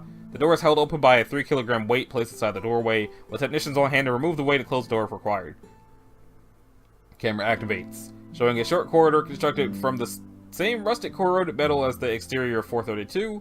The floor is formed from a rigid safety steel, as might be found in industrial walkways or gantries. The corridor makes a 90-degree turn to the right approximately 5 meters ahead of the subject. Control asks the subject to move around the corner. They move as requested, turning the corner into a longer tunnel, the exact length of which cannot be judged due to lack of lighting. A conventional electric bulb on the wall lights the immediate area, but the light fails to illuminate much beyond 3 meters. Further lights can be observed ahead, though they only illuminate patches of the tunnel. Control instructs the subject to turn on his torch, and the lighting is notably improved to the limit of the torch's beam, approximately 20 meters. Control asks the subject to proceed down the tunnel. After approximately 42 meters, a crossroads appears. They ask Control which way to go, and Control tells them to pick a tunnel. They choose to go left, and before entering the new tunnel, produces a stick of chalk marker from the equipment and draws a large arrow on the wall, indicating the direction of the exit. As the subject moves into a new tunnel, Central Control notes that the video quality has begun to degrade, with visible interference appearing on the monitors. Control does not inform the subject of this. They proceed down the new tunnel for 11 meters before the tunnel T-Junctions left and right. They take the left tunnel again marking the direction back to the exit with chalk, and continues onwards. They walk approximately 5 meters down the tunnel, then stops and asks Control if they heard anything. Control replies they did not, and asks what the disposable dude heard. They are quiet, as if listening. Then replies in muted tones that he can hear someone banging on the wall in the distance and shouting. They become agitated and tells Control the person sounds fucking scared. Control boosts audio gain on the subject's camera and picks up sounds similar to the subject's description. Repetitive, distant banging consistent with someone striking a metal surface with their arm or hand. A voice can be detected, but audio quality is not sufficient to discern words. Subject is becoming increasingly agitated by the sounds. Control informs the subject to move in the direction of the shouts. Subject objects, but after a short discussion with Control about the nature of his employment, he moves forward. Which was probably, "We'll kill you if you don't!" After approximately 14 meters, the tunnel turns 90 degrees right and angles downward in a gentle slope. Video interference is now noticeably increased, and slight audio interference is now audible. Subject has begun breathing heavily and muttering under his breath. They continue down the tunnel for approximately 27 meters until the floor levels out again. The subject abruptly stops, crouches, and swears. Control asks why he stopped. The subject remains silent, but breathing has become louder and heavier. Control asks again why he has stopped, and he replies he heard a scream and that the banging and shouting has suddenly stopped. Control informs the subject to stand and move forward, but the subject becomes agitated and demands to be allowed to leave. After several minutes of arguing, the subject stands, takes a long drink from one of the bottles of water, and moves forward again, although slowly. Ahead, the tunnel T-Junctions left and right, and Control tells the subject to go right. He marks the way back to the exit, and with the chalk, it goes right. The tunnel ends in a dead end after about 6 meters. The Control informs the subject to go back to the junction and take the left tunnel. This too ends at a dead end after only 4 meters, so it seems to have calmed slightly, and suggests returning to the previous T-junction and trying the other tunnel. Control confers with Dr. Blank, who decides to recall the subject and analyze the data collected so far. The subject has been within 432 for exactly 37 minutes at this point. Control informs the subject to return. He moves back through the tunnels following his chalk marks towards the exit. At the crossroad, the subject freezes again and asks Control if they heard a noise. They confirms that they are detecting a sound, but requests that the disposable explain what he is hearing. He identifies the noise as wind. At this point, the camera captures a small drift of what appears to be dead leaves blown from the right-hand unexplored tunnel. Subject remarks that the breeze smells stale. Control informs the subject to collect several leaves for analysis and then proceed down the right-hand tunnel to locate their source. Subject collects the leaves and complains about orders to remain in 432, but moves towards the tunnel mouth. As subject nears the tunnel entrance, a loud, echoing roar is heard over the audio, similar to a large animal such as a bear or lion. Subject panics, screams, and runs for the exit, ignoring Control's demands to investigate the sound. They sprint to the exit and collapses in the storage area. Expedition is aborted, the door closed and locked, and subject removed for debriefing. Okay. Let's see what happened to Expedition 2, because Expedition 3 is straight up locked. Expedition 2. This time it's Disposable Dudette, a female of 30 to 32 average physique. Incident of attempted murder. Equipped with standard equipment, blah blah blah, sent in, camera activated. She enters. Camera activates, showing that they are that she is in a long corridor constructed from the same corroded metal as the exterior. The light from the open door behind the subject, coupled with the illumination provided by the bulbs, irregular intervals, and blah blah blah. Light for 20 meters. More lights are visible further down the tunnel, but very dim. Control requests subject turn on her torch and move into the structure. Subject complies. The passage continues for approximately 100 meters from the entrance until it ends in a T-junction leading left and right. Subject asks Control which way to go and is told to go right. She marks the route back to the exit with marker chalk and proceeds to go down the tunnel for 50 meters until a crossroads is reached. Control informs the subject to take the left-hand branch, and subject marks the tunnel wall and enters the indicated passageway, which is followed for 47 meters until another crossroads is reached. Control notes interference to both video and audio feeds to begin to appear, but is currently negligible. Subject pauses to drink from one of her bottles of water and marks her route back before selecting, without permission from Control, the right-hand branch. Control admonishes her, but allows her to continue.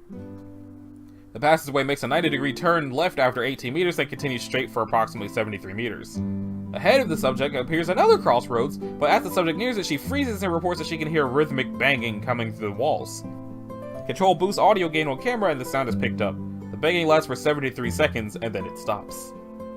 Subject has remained still while listening, attempting to breathe quietly. Control prompts the subject to mark the tunnel and proceed left.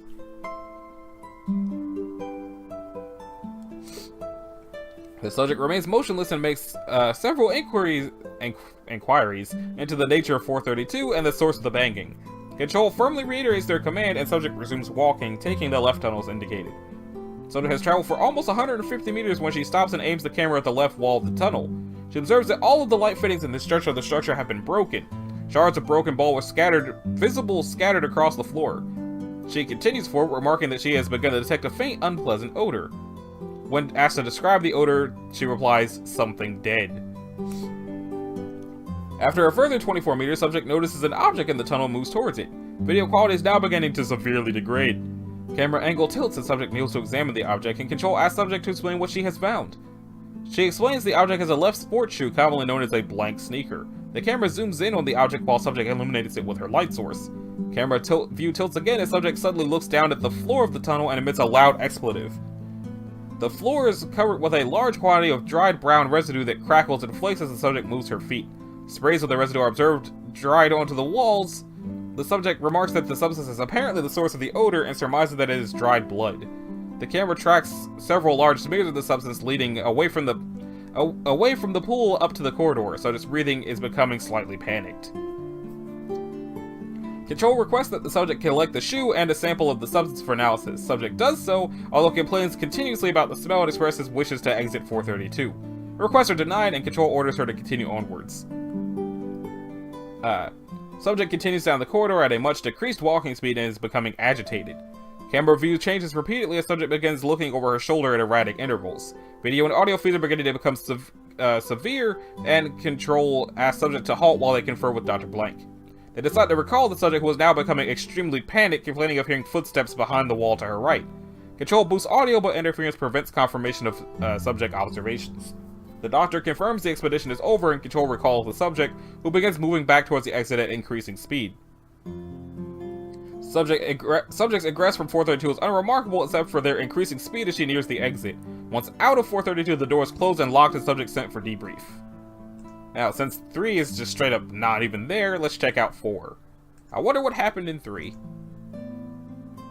Expedition Supervisor Dr. T. Smalls. His name is in here. Why would they block out his name in this one? Team is made up of 3 members: Disposable Dude, Disposable Dudette, and Technical Assistant K. Equipment pack for this expedition differs from the norm. Each of them carry a flashlight with a 3-hour lifespan and additional sources for 6 hours, 1 headset linked to control, 2 bottles of water, 2 high-calorie energy bars. Disposable Dude has 10 sticks of chalk and a steel pry bar. Crowbar?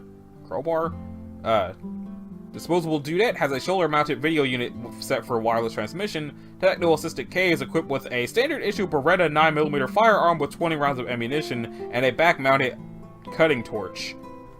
Okay, so what the hell happened in Test 3 that this is what they're doing for Test 4? Subjects have been briefed that they are to enter 432, move a short distance into the structure, and then attempt to cut through the interior walls with the torch. Cameras activated and team enters 432. The door is held open by a 3-kilogram weight placed inside the doorway, with technicians on hand to remove the weight and close the door if required. Camera activates, showing team is in a long corridor constructed from the same corroded metal as the exterior. The light from their torches illuminates the tunnel for approximately 30 meters. The team moves into the structure, with Disposable Dude marking their progress every few meters with luminous chalk. After several turnings, chosen by control at random, they arrive at a crossroads. Attached to the wall of the northern passageway are 2 large steel pipes. The team is asked by control to examine these pipes. Kay places a hand on one pipe and remarks that it is very cold to the touch, and that there's a sensation of liquid moving within the pipe. Kay requests to cut into the pipe, but control denies the request, directing the team to follow the pipes instead.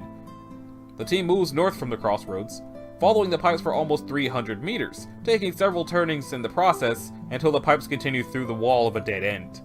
Control informs the team that they should ignite the torch and cut through the dead end. At this point, Kay moves to the fore and lights the torch. Disposable Dude takes up position behind him with the pry bar ready, and Disposable Dudette moves back to cover the other 2 with the camera. Kay cuts into the wall, attempting to excise a hole large enough to step through. As he begins cutting, Disposable Dudette remarks that she believes she heard a noise behind them. The camera angle changes as she looks over her shoulder, revealing the corridor behind the team to be empty. Control requests she turn back and film the cutting. Kay has made an approximately 1 meter high cut into the wall when Disposable Dudette remarks again that she can hear something moving close by and begins looking around.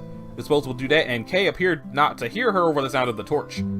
Kay finishes the vertical cut and then proceeds to make a short horizontal cut to allow Disposable Dude to insert the pry bar and pull out a section of the metal wall. As Disposable Dude steps forward and inserts the pry bar to the cut, a loud roar is heard, apparently coming from behind the wall. Disposable Dudette screams and begins to back away, at which point the cut section of wall is seen to bend outwards, pushed by something from behind. At this point, the video feed becomes confused as Disposable Dudette attempts to flee and the camera is unable to compensate for her rapid movements. Audio transmission is also unreliable due to the interference and screams of the team. It appears that a large indigenous life form comes through the hole cut by Kay and assaults the team. Gunfire can be heard, presumably from Kay's sidearm, along with screams from Disposable Dudette and Disposable Dude. The audio logs also record a loud bellowing, which is currently unidentified but presumed to be made by the life form. Video stills reveal that data expunged. Disposable Dudette manages to return to the entrance of 432 injured and in a state of extreme mental distress. She exits 432 and before technical staff can stop her, pulls out the weight holding the door and open and shuts 432. When the doors reopen, the internal layout has changed and Disposable Dude and Technical Assistant K are assumed lost. She is removed for debrief, after which she is terminated. During debrief, it is discovered that a large tuft of animal hair is caught in the harness of her equipment pack. The hair is removed for analysis. And Expedition 5. Supervisor T. Smalls. Subject is Disposable Dude, male, 19, athletic physique. Background shows a history of gang violence and murder. They're equipped with the standard equipment and sent to 432. Camera activated when they enter. Door held open by the weight. The camera activates. They are in a short corridor constructed from the same corroded metal as the exterior, which terminates at a T-junction after approximately 10 meters. Tunnel is notable to previous expeditions in that there are no lit bulbs on the walls. As the subject moves forward, he remarks that there is a large quantity of broken glass on the floor of the tunnel. Subject switches on his torch and proceeds forward to the T-junction, then proceeds left as instructed by control after marking his route, whatever. They move through 432, taking turns as indicated by Control. During this time, he is careful to mark his route using marker chalk, and Marker makes routine reports to Control describing any visual or audio impressions of the structure. He reports that he can hear occasional distant machine noises through the walls, and that the interior is quite cold. After 45 minutes, he has traveled approximately 2,500 meters through the structure. Video and audio interference is minimal, and subject has carefully marked his route through 432 with marker chalk. So far, all the wall-mounted light bulbs observed in this section of the structure have been broken. They stop to have a drink from the water bottle and consume a ration bar. After resting for a few minutes, subject continues, and after taking a brief turn to the right, encounters 3 objects on the floor of the tunnel. He stops and illuminates the objects with his torch, revealing them to be 2 crumpled food cans and 1 bent tin fork. The cans are partially corroded and seem to be quite old. The labels are of a familiar brand of canned beans. Control asks the subject to place the items in his equipment pack for analysis. He continues onward, but after 40 meters stops again and informs Control he can hear something. Control requests clarification, and he remarks that he can hear a faint sobbing or crying emanating from somewhere nearby. Control asks if the crying is male or female, and he responds it sounds male. Audio pickup fails to register the sound clearly. He is currently stood at a T-junction, and they instruct him to move in the direction of the crying. He takes the left-hand passageway, moves 30 meters down the connected corridor, takes a right turn, and follows the corridor another 22 meters. Proceeds straight ahead at the crossroads and continues for 37 meters. Video interference has begun to increase, and Control cautions the subject not to proceed too quickly. He complains the darkness within 432 is hampering his efforts and shouts, "Hello? Can you hear me? I'm coming!" Control admonishes disposable dude for shouting, informing him he may attract attention to himself. He asks, "What else is in here then?" But Control informs the subject to continue along his current route and locate the source of the crying. Subject stops at the next junction and pauses to listen. Audio picks up a drawn-out moan or scream, apparently human in origin, after which the crying ceases. Subject swears and asks if they heard the scream, stating it sounded very close. Control asks the subject to proceed forward, and subject complies, although slowly, attempting to move with as much stealth as possible. After 20 meters, the passageway turns right. Subject moves around the corner cautiously. The camera reveals the passageway ends at a dead end. Subject approaches the wall and places an ear against the metal. Subject backs away from the wall, hurriedly hissing expletives. Control asks what he heard, and Subject whispered, "There's something behind the wall, I can hear it crunching on something." Subject makes repeated whispered requests to exit 432 immediately. Control confers with Dr. Smalls, who agrees to recover the subject. Control confirms the subject may begin retracting his route, which he does so at an increased pace. Subject's egress from the structure is uneventful, although subject keeps looking over his shoulder and requires repeated verbal encouragement for Control to prevent the onset of panic. He returns after a total exposition of 1 hour 47 minutes and is sent for debriefing. So what was recovered? All documents contained in this file are Class 2 clearance requiring 2 signed approvals to access. All of the following items have been recovered from 432 during the blank expeditions to date, probably 5. Leaves, discovered on Expedition 1, 12 leaves in total, 3 of oak, 4 of ash, 2 of rowan, and 3 maple. All of them are dry and crumbling and exhibit signs of extreme age. 2. A single left sports shoe, made from rubber and canvas with a blank logo on the ankle. The branding and manufacturing style dates the shoe to 1982. Show signs of heavy use, frayed laces, worn soles, and scuffed toes, and is caked in a fine layer of earth and rust. Dried blood. Scrapings from a large blood stain, a large dried blood stain. Tests confirm the blood is human male type O positive, too old and degraded for DNA reconstruction. Animal hair, a large tuft of matted brown animal fur with a large clump of skin cells attached to the roots. The hairs are approximately 13 centimeters long, stiff and coarse, and smell extremely unpleasant. DNA analysis has placed the creature in the order blank family. Blank, although noticeable irregularities in the DNA profile exist, suggesting blank. Food tins and fork. 2 crushed and empty cans of blank baked beans with meatballs and 1 tin fork. The cans have apparently been opened with a church key type can opener, and the contents consumed. Dried residue confirms the contents of the cans to have been blank baked beans with meatballs.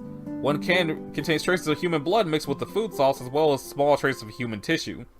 The blood and tissue was mixed with the food sauce in a manner to suggest it was added to the food prior to consumption. The fork is stamped from tin and of a manufacturer and style consistent with 1940s Army issue mess kits. It is bent and scratched in places as commensurate with extended use. The tines of the fork are covered with dried food sauce consistent with blank baked beans with meatballs, as well as traces of human blood and tissue. So whatever was in the tunnel eating people can also use a fork. Okay then. So, that was Cabinet Maze. Next up is a ritual.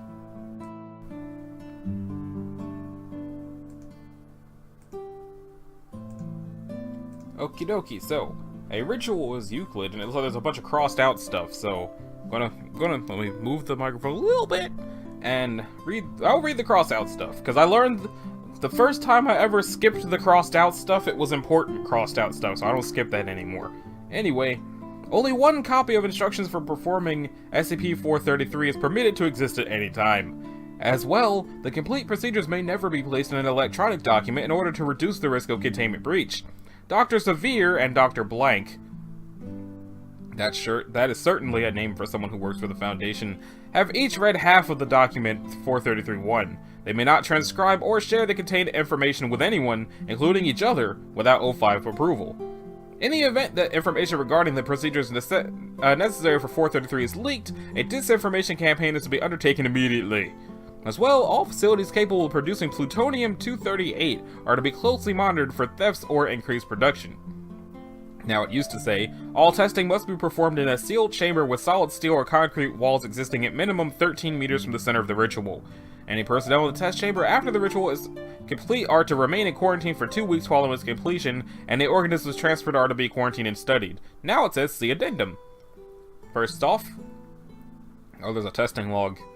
Wonder how long that is. It's not that long, so we'll read that too. SCP-433 is a ritual described in document 433-1. The ritual, when performed, results in the wholesale replacement of all matter within 11 meters of the center of the ritual. All people, objects, terrain, and even gas is apparently removed and replaced with matter of unknown origin. See test log 31 for details on matter replacements. We'll do that. Document 433-1 is contained within a large tome found in redacted Russia. The tome appears to be a grimoire of rituals all written in Latin. The grimoire was discovered next to a spherical crater 22 meters in diameter, left open to document 433-1. Due to the strange nature of the circumstances surrounding its discovery, the Foundation confiscated the grimoire and filled the crater. All rituals described in the grimoire were tested, however only 433 yielded any result. It is worth noting that the majority of the rituals described in the grimoire contained one or more unknown symbols that could not be translated. 433 was one of only 3 that did not. The grimoire itself was printed on normal paper and bound in leather and displays no anomalous properties.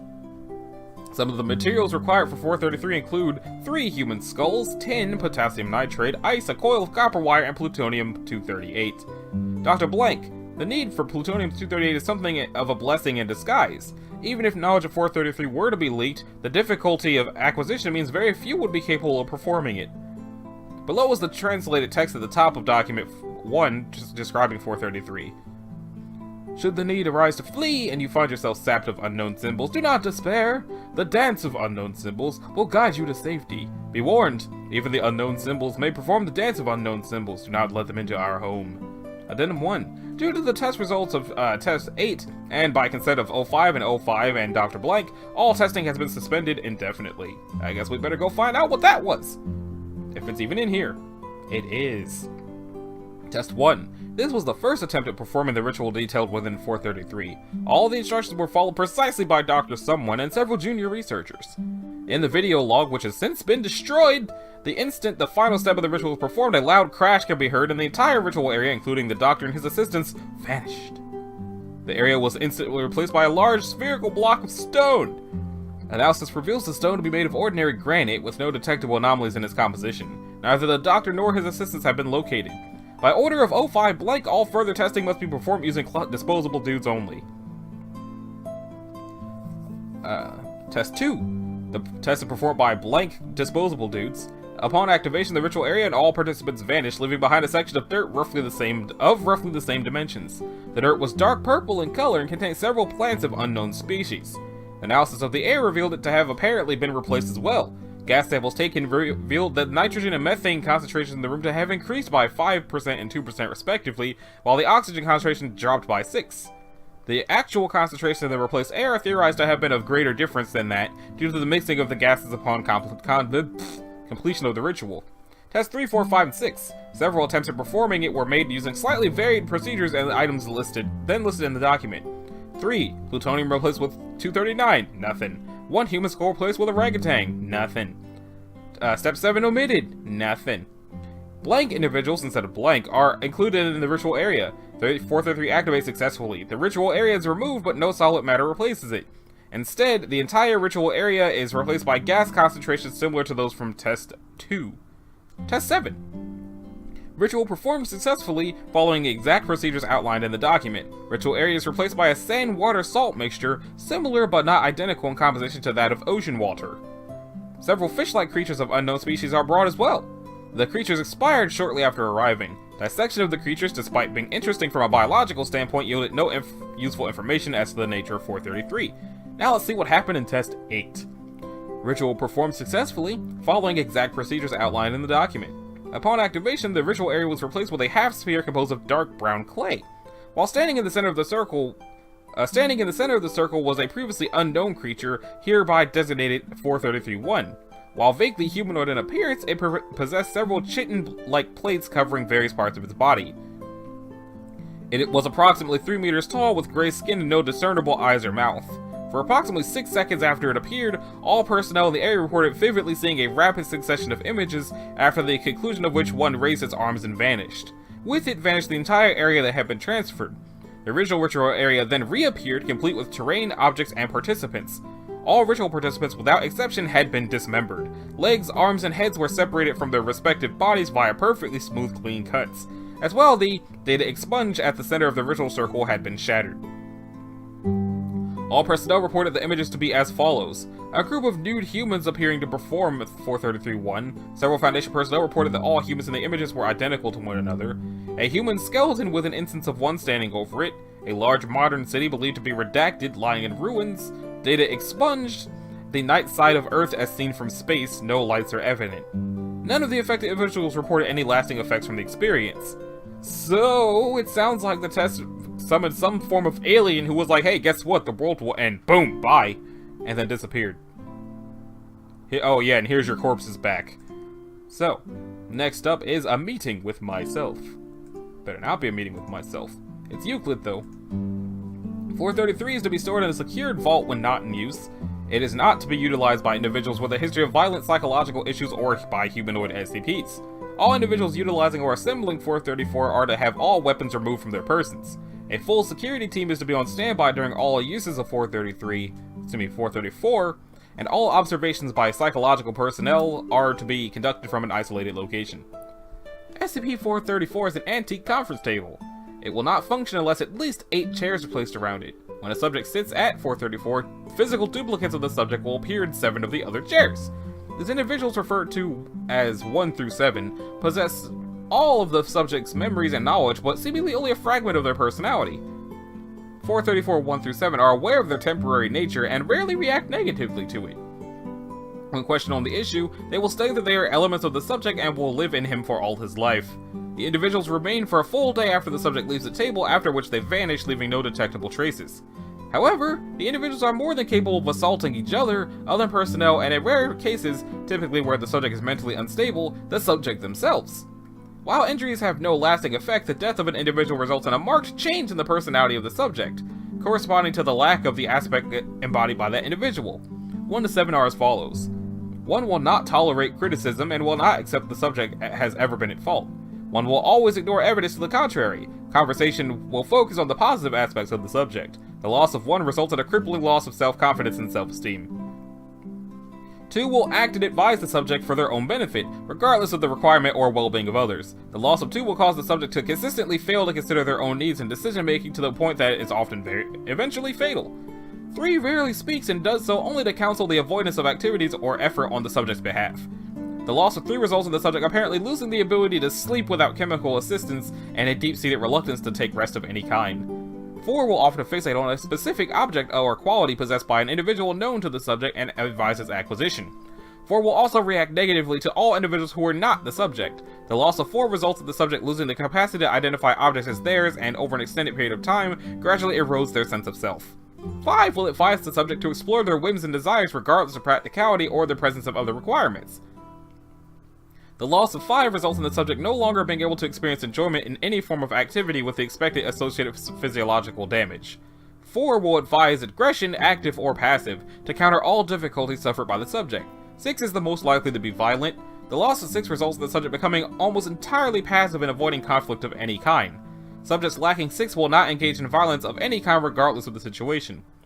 7 will advise the subject to what the subject believes to be their best long-term gain, regardless of the needs of others. The loss of 7 will result in crippling degradation of the subject's long-term planning and decision-making capabilities. 434 was first brought to the attention of the Foundation by a member of the Order of Saint Something, an organization that has had extensive historical contact with SCPs. 434 was reported to be stored in a vault in the Vatican. However, when a Foundation recovery team was dispatched, the vault was found empty. Forensic analysis of the vault indicated recent weapons fire and blood traces. In 19-something, the Foundation was made aware of a break-in at the Blank House in MCD holding. Examination of police reports allowed the Foundation to locate 434 before it was recovered by MCD. Carbon dating of the wood from which 434 is constructed indicates that it is approximately 3,000 years old. The theory currently held by the Foundation researchers is that 434 was built from the material salvaged from a much older SCP. It has proven a useful tool in both personnel evaluation and non-standard interrogation. It's used to alter the behaviors of troublesome subjects as pending approval. So what that says to me is that answers the question I was about to ask, which was basically, have they ever thought to use it on a humanoid SCP that has a history of violence by sitting that SCP at that table and then killing their aggressive side? Because if they were to try to use that on... I know it says don't use it on violent people because that'll make it difficult. And there's no telling what would happen if they were to take, say, Abel and sit him at 434. But I'm just saying, what if they sat Abel at 434 and picked off his 434-6? What would that do to Abel? But we will never know. Also, what are these? A conference about building it right? Wagering lives of the Blade open source website and... Keramiker Fabriker Stamplar Ox Signature. Okay then, I've never noticed that down there before, but moving on. To He Who Made Dark. Okay, well it's Keter. Actually, it doesn't feel like I need water just now. So, SCP-435-1 is to be kept in a secure warehousing facility that constantly provides a minimum of 1,000 lux illumination. Illumination must be provided by redundant lamps operating from at least 3 parallel and independent power supplies, providing generator and battery backups. Tests for integrity of the lighting system shall be conducted on a daily basis. In addition, 2 mobile units capable of transporting 435-1 shall remain on standby in the event of contingency 435-XK Alpha. No other special protective procedures are required to examine or test 435-1. But research may only be conducted on 1 with written O5 approval. At ground level, a secure perimeter is to be kept for 50 kilometers around 2. A no-fly zone of 125 kilometers is to be maintained in the airspace surrounding 2. At least 2 Foundation aircraft and 1 mobile ground station are to monitor the size and position of 2 at all times. Should monitoring detect any growth of 2, or any motion of 2 relative to 1 for a period of in excess of 90 seconds, observation teams are to initiate contingency 435-XK Alpha. No personnel are to approach within 100 meters of 2, and Foundation security teams are authorized to take any action to prevent such contact. No research or testing is authorized on 2 without explicit O5 direction. SCP-435-1 is a Type 3 iron meteorite weighing approximately something thousand kilograms, showing significant weathering. Spectroscopic and chemical analysis shows a composition of over 99% iron, which at normal densities can only account for blank percent of the measured weight. Age is indeterminate, but analysis of weathering suggests it has been exposed to atmosphere for at least 10,000 years. SCP-435-2 is an irregularly shaped object that currently has approximate dimensions of 15 by 12 by 48 meters. 2 appears somewhat blurred in the visible spectrum, but computer-enhanced imagery in various spectra has shown a complex structure showing a 3-fold symmetry along the longitudinal axis. Extending from the axis are long tube-like structures that share characteristics both with biological organisms, in particular cephalopods of the order Theta, and with mathematical models of higher-order fractals. These structures show undulating movements even when 2 is stationary. 2 does not appear to have mass or inertia, and appears only to be visible due to refraction of light passing through it, and because of data expunged resulting in Cherenkov radiation of varying intensity. Any physical object with mass that comes in contact with 2 will suffer an instantaneous change in velocity and direction away from 2 without any loss of energy. This is apparently caused by being reflected through a higher order spatial dimension. If the affected mass is in a solid phase, this reflection will cause a change in topology that can result in either an inversion, turning inside out, a reflection mirroring all or part of the physical structure, or a data expunged and high levels of gamma radiation. Because of these characteristics, it is currently impossible to directly affect 2 with any means currently at the Foundation's disposal. However, it can be moved indirectly by moving 1. 2 maintains a fixed position relative to 1 as long as 1 is sufficiently illuminated. SCP-435-2's current position is blank kilometers northwest of 435-1 on a vector blank degrees above the horizon, about blank meters above sea level. Movements of 1 have caused 2 to move a proportional amount, maintaining a fixed distance and bearing. If 1 ceases to be sufficiently illuminated for a period of time exceeding 8.3 something, the behavior of 2 will change. 2 will enter an active state and begin random erratic movements orbiting the location of 1. Average distance from 1 will increase, and the apparent volume of 2 will also increase. The rate of increase in both distance and size appears to undergo a geometric progression over time, and neither has been observed to decrease. This behavior will cease once 1 is again sufficiently illuminated, at which point 2 will cease motion at whatever location it is at that moment, and remain there fixed in relation to 1. The threshold for this effect currently appears to be between 500 and 650 lux, and appears that this threshold may increase by approximately blank % whenever 2 enters an active state. Because of 2's interaction with normal matter, an active state is considered extremely dangerous. Passing through large volumes of air at speeds in excess of 500 meters per second dramatically increases levels of radiation, and if 2 intersects water or any landmass, data expunged. Any active state lasting longer than 90 seconds constitutes a potential XK class end of the world scenario, and requires the initiation of contingency 435 XK alpha. Recovery notes. 435-1 was recovered in 1950 blank at blank blank blank blank. While surveying sites for testing a blank blank, the U.S. Army Corps of Engineers were directed to evacuate the native population from blank, a small island 85 kilometers from the proposed test site. They met heavy resistance from the local population. After evacuating the island by force, they discovered 1 in a clearing surrounded by several dozen burning torches. At this time, 2 was not in an observable location, and the U.S. authorities had no indication of any anomalies. A survey crew was left behind, and according to the subsequent interviews, when half the torches burned out, data expunged as a result of 2 moving through data expunged before illumination was restored to 1. Foundation then took custody of 435, and the US government provided a cover story code named blank blank, explaining that redacted was a result of a redacted having a higher yield than expected. Addendum 2. Interview with one of the village elders evacuated from blank by US Army Corps engineers in February 1950-something. Interviewed, a male, 75 years of age, former resident, recovery site 435-1. Interviewer Dr. Richards. Interview was part of a background research on the history of 435 prior to Foundation custody. Begin log, January the 12th, 1960-something at 2:30 in the afternoon. What do you know about 435-1? The Skyrock. Yes, the Skyrock. There's a story to it. Tell it to us. Long ago, when the world was only water and sky, I don't know where this is supposed to be, so I don't know what kind of accent this guy is supposed to have. When the world was only water and sky, there were 2 brothers, he who made light and he who made dark. Like all brothers, they fought. One time the light brother insulted the work of the dark brother, the dark one. He does not like this, and begins to destroy all the light in the world. He who made light cannot let this be, so he shoves his brother into a hole that goes outside light and dark, and plugs the hole with a rock.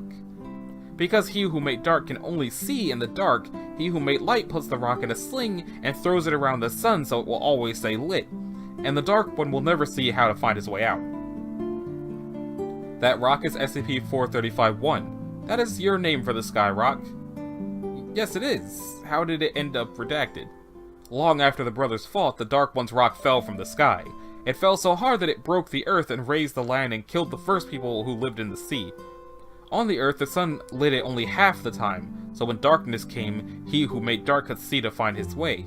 Even so, he had been lost outside the world for many, many years, so each night he only came a little closer, and each night the rock shook and bled fire at his approach. The earth did not like this, so she made the second people to watch over the Sky Rock, and keep it lit so that the Dark One cannot find his way home. I think you may be the third people. So, do you have any measure of how long you were keeping it lit? Since before data expunged. No, geological formations in the area suggest that if this is true, then habitation of blank predates known human populations in the area by nearly 10,000 years. Shows blank a photo of SCP-435-2. Do you know what this is? Yes. Is it he who made dark? No. It's his shadow. The non-material nature of 435-2 lends credence to the hypothesis that it is a projected effect from an unknown extra-dimensional entity somehow bound to 1. While dumping the rock into SCP blank and making it another universe's problem is tempting, it seems possible that the actual effect would be to only transport 1 without transporting the entity it appears to contain, releasing he who made dark into the material universe. Therefore, Contingency 435 SK Alpha is only a last resort. Wait, so Contingency 435 SK Alpha is just dump it into another universe and make it somebody else's problem? That seems like a terrible idea for everybody. Well, in any case, now it's time for the error locket. I wonder if it'll be anything like the Lovecraftian locket. It's Euclid, so sort of. Well, the Lovecraftian locket was safe, just, you know, don't look at it for an hour. SCP-436 must be closed at all times except for testing purposes. It is stored in a large, unlocked room to avoid misplacing the item. Personnel below level 3 are not allowed to enter the room. Once per week, 436 will be moved to a nearby identical chamber to allow the room to be reconstructed. What was it called again? Error locket. 436 is a small locket apparently made from gold. When opened, an inlaid photograph can be seen. It is unknown if the photograph is the source of 436's effect because this cannot be tested. All measurements within a certain distance of 436 will be affected by significant error. There's no observed pattern to the amount of error, it seems to constantly change, though this cannot be verified because it requires a time measurement. This issue is common to many aspects of 436. The range cannot be reliably determined, the intensity of the error cannot be verified, and its location is often vague. It is known, however, that the error effect extends towards its own nature. To clarify, a measurement is required to learn anything about the error effect, and this measurement will have an error. The actual dimensions of an object will be permanently affected even after removal from 436's range. Lids on containers cease to fit properly, level objects tilt, and measurement devices in particular will warp. Individuals affected by 436 will have their height and weight altered, and in some cases their personality. Ability to learn, perform calculations, and make judgment will be impaired. Medical conditions such as data expunged, and in particular cancer, have occurred. Long-term exposure to 436 allows the alterations to accrue, eventually resulting in an often indescribable item. Dr. Blank possesses 3 samples currently under study. When 436 is closed, the error effect apparently decreases in intensity, although, as previously mentioned, this cannot be confirmed. Attempting to average many measurements affected by 436 will not result in a more accurate measurement. Note that these are not isolated instances of the effect. The measurements simply average to a significant deviation. With multiple averages from multiple sets of trials, the result still does not gain any accuracy. It is unknown how 436 produces this multi-layer effect without redacted. Addendum. When handling SCP-436, leave it in a flat, open place. We usually have trouble finding it again when personnel leave it in a container, and when we do, it's not easy to open. Dr. Blank. Okay, so that's not that bad. It just makes things go weird. Now for the summer of 91. I was almost expecting it to be Keter, because why not have an entire season of an entire year be Keter, right? But instead it just looks to be some sort of strange tree. It's Euclid. A fence perimeter has been established around 437. Foundation horticulturists are to be kept on site to monitor and care for A instances. Testing is prohibited pending review by the Ethics Committee. MTF Iota 10, damn feds, is to investigate all persons of interest associated with 437 and place them in Foundation custody along with their children. 437 is a large grove of trees located in Camp Lakewood, Illinois. It contains 64 instances of A. 437A are numerous trees common in North America. Each instance has several cankers, atypical interior structures, see below, and, rather than sap, contain significant quantities of human blood. Are those faces? That looks like faces a little bit in that second tree, the shagbark hickory. 437 was discovered by the Foundation in 2011, 20 years after the summer camp's closure. Employment records for Camp Lakewood have not been found. All persons who attended Camp Lakewood during the summer of 1991 are persons of interest and are still currently at large. Interview log.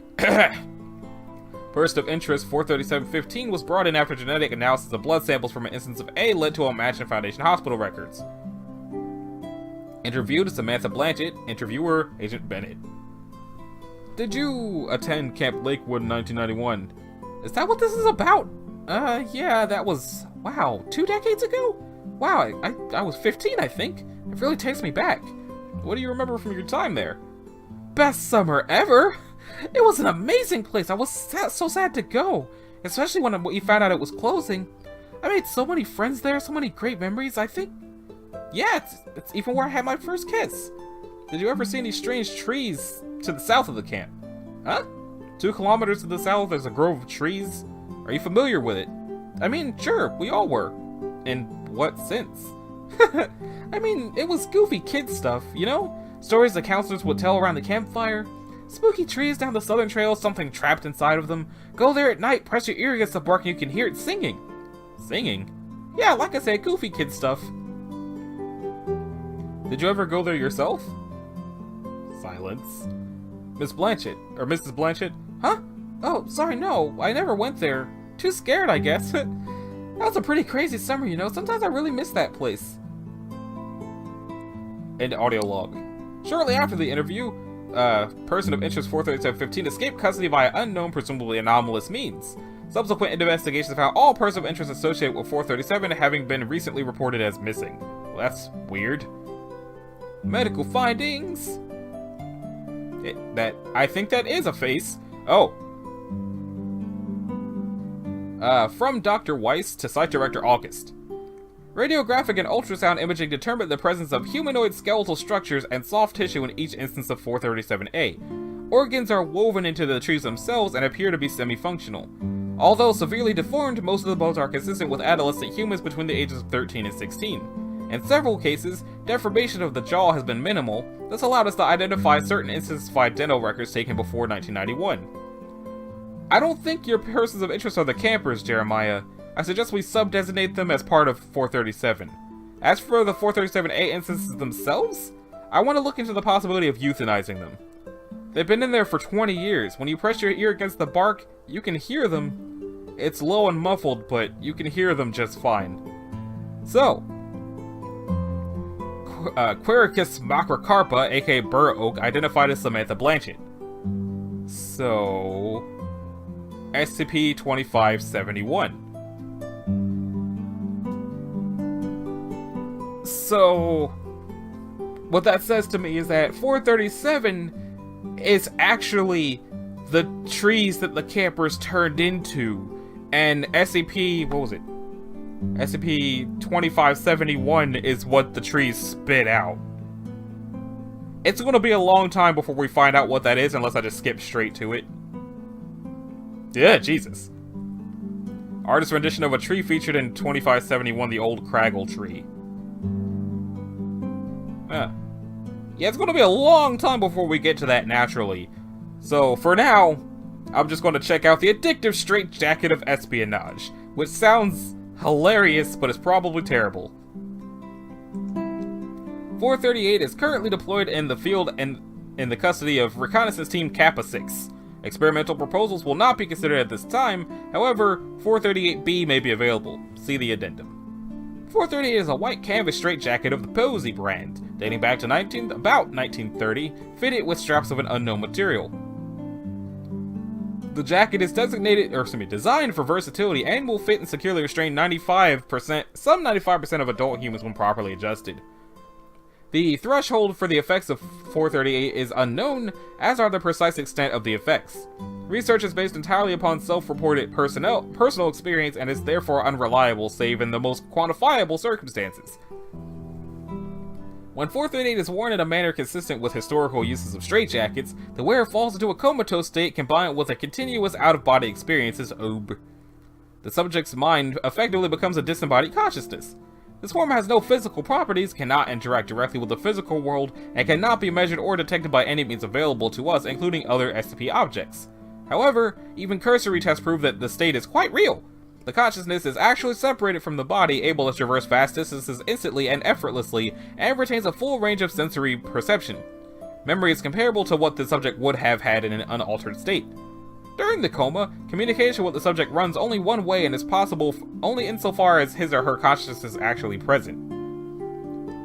The duration of the OBE is out of the subject's control, and the straitjacket must be removed for the patient to resume normal function. Leaving the jacket on for prolonged periods results in a reluctance or inability of the subject to return to his or her body. If the consciousness does not return, the subject will experience brain death. The duration at which 50% of subjects do not return to their bodies is roughly 81 minutes. It is unknown and conveniently untestable whether or not the consciousness persists after this point. SCP-438 has obvious applications in the field of espionage and scientific exploration, but carries considerable risk both to the subject and to sensitive data on the part of the agency employing the item. It is fortunate that the subject must trust his or her comrades in order to use the item safely. If there is reason to suspect the subject's loyalty, the item may simply be left on until the subject has expired. Addendum 05 High Priority. An item of identical form or function is discovered in data expunged, classified 438B. This provides irrefutable proof that 438 is not a unique item.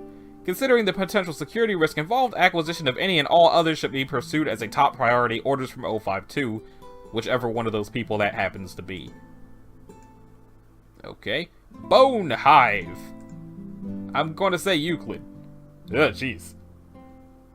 Advanced states of fibrodysplasia ossificans progressiva. Is that actually a thing?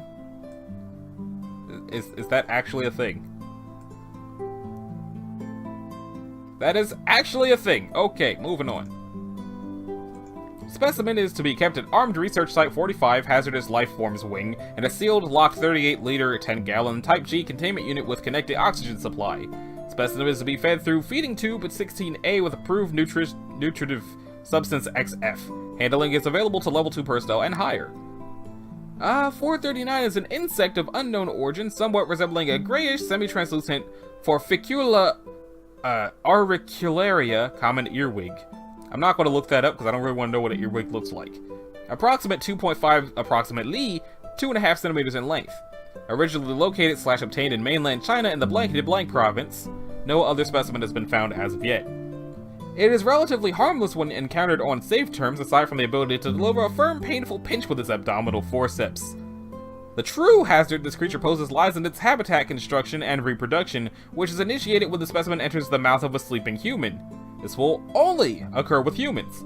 Other life forms have been presented to 439 and have been uniformly rejected. Upon location of a suitable host, the specimen will hide itself in the immediate vicinity and wait until the victim has fallen asleep. How it is able to determine the state of sleep is unknown, but it has shown to be accurate in data expunged times out of data expunged. Upon entering the mouth of the new host, 439 will travel down the trachea and take up residence in one of the victim's lungs. In approximately 4 to 8 hours after awakening, the host will complain of chest pains and shortness of breath, followed shortly by abdominal cramping. The tightness in the chest will increase as well as a fever until the host is incapacitated. It is around this time that the onset of FOP occurs, a disorder that is normally genetic in nature that promotes growth of bone into muscle tissue. Since the production of the new bone growth is so rapid, the procedure is also quite painful for the subject, with new bone spurs occasionally protruding into the flesh. While this is happening, the host will become compelled to seek shelter in a darkened enclosed space, such as inside household cabinetry, closets, or heating ductwork. Within the first 3 days without treatment, the host will become completely withdrawn and immobile due to the extreme pain of new bone growth, coupled with difficulty breathing.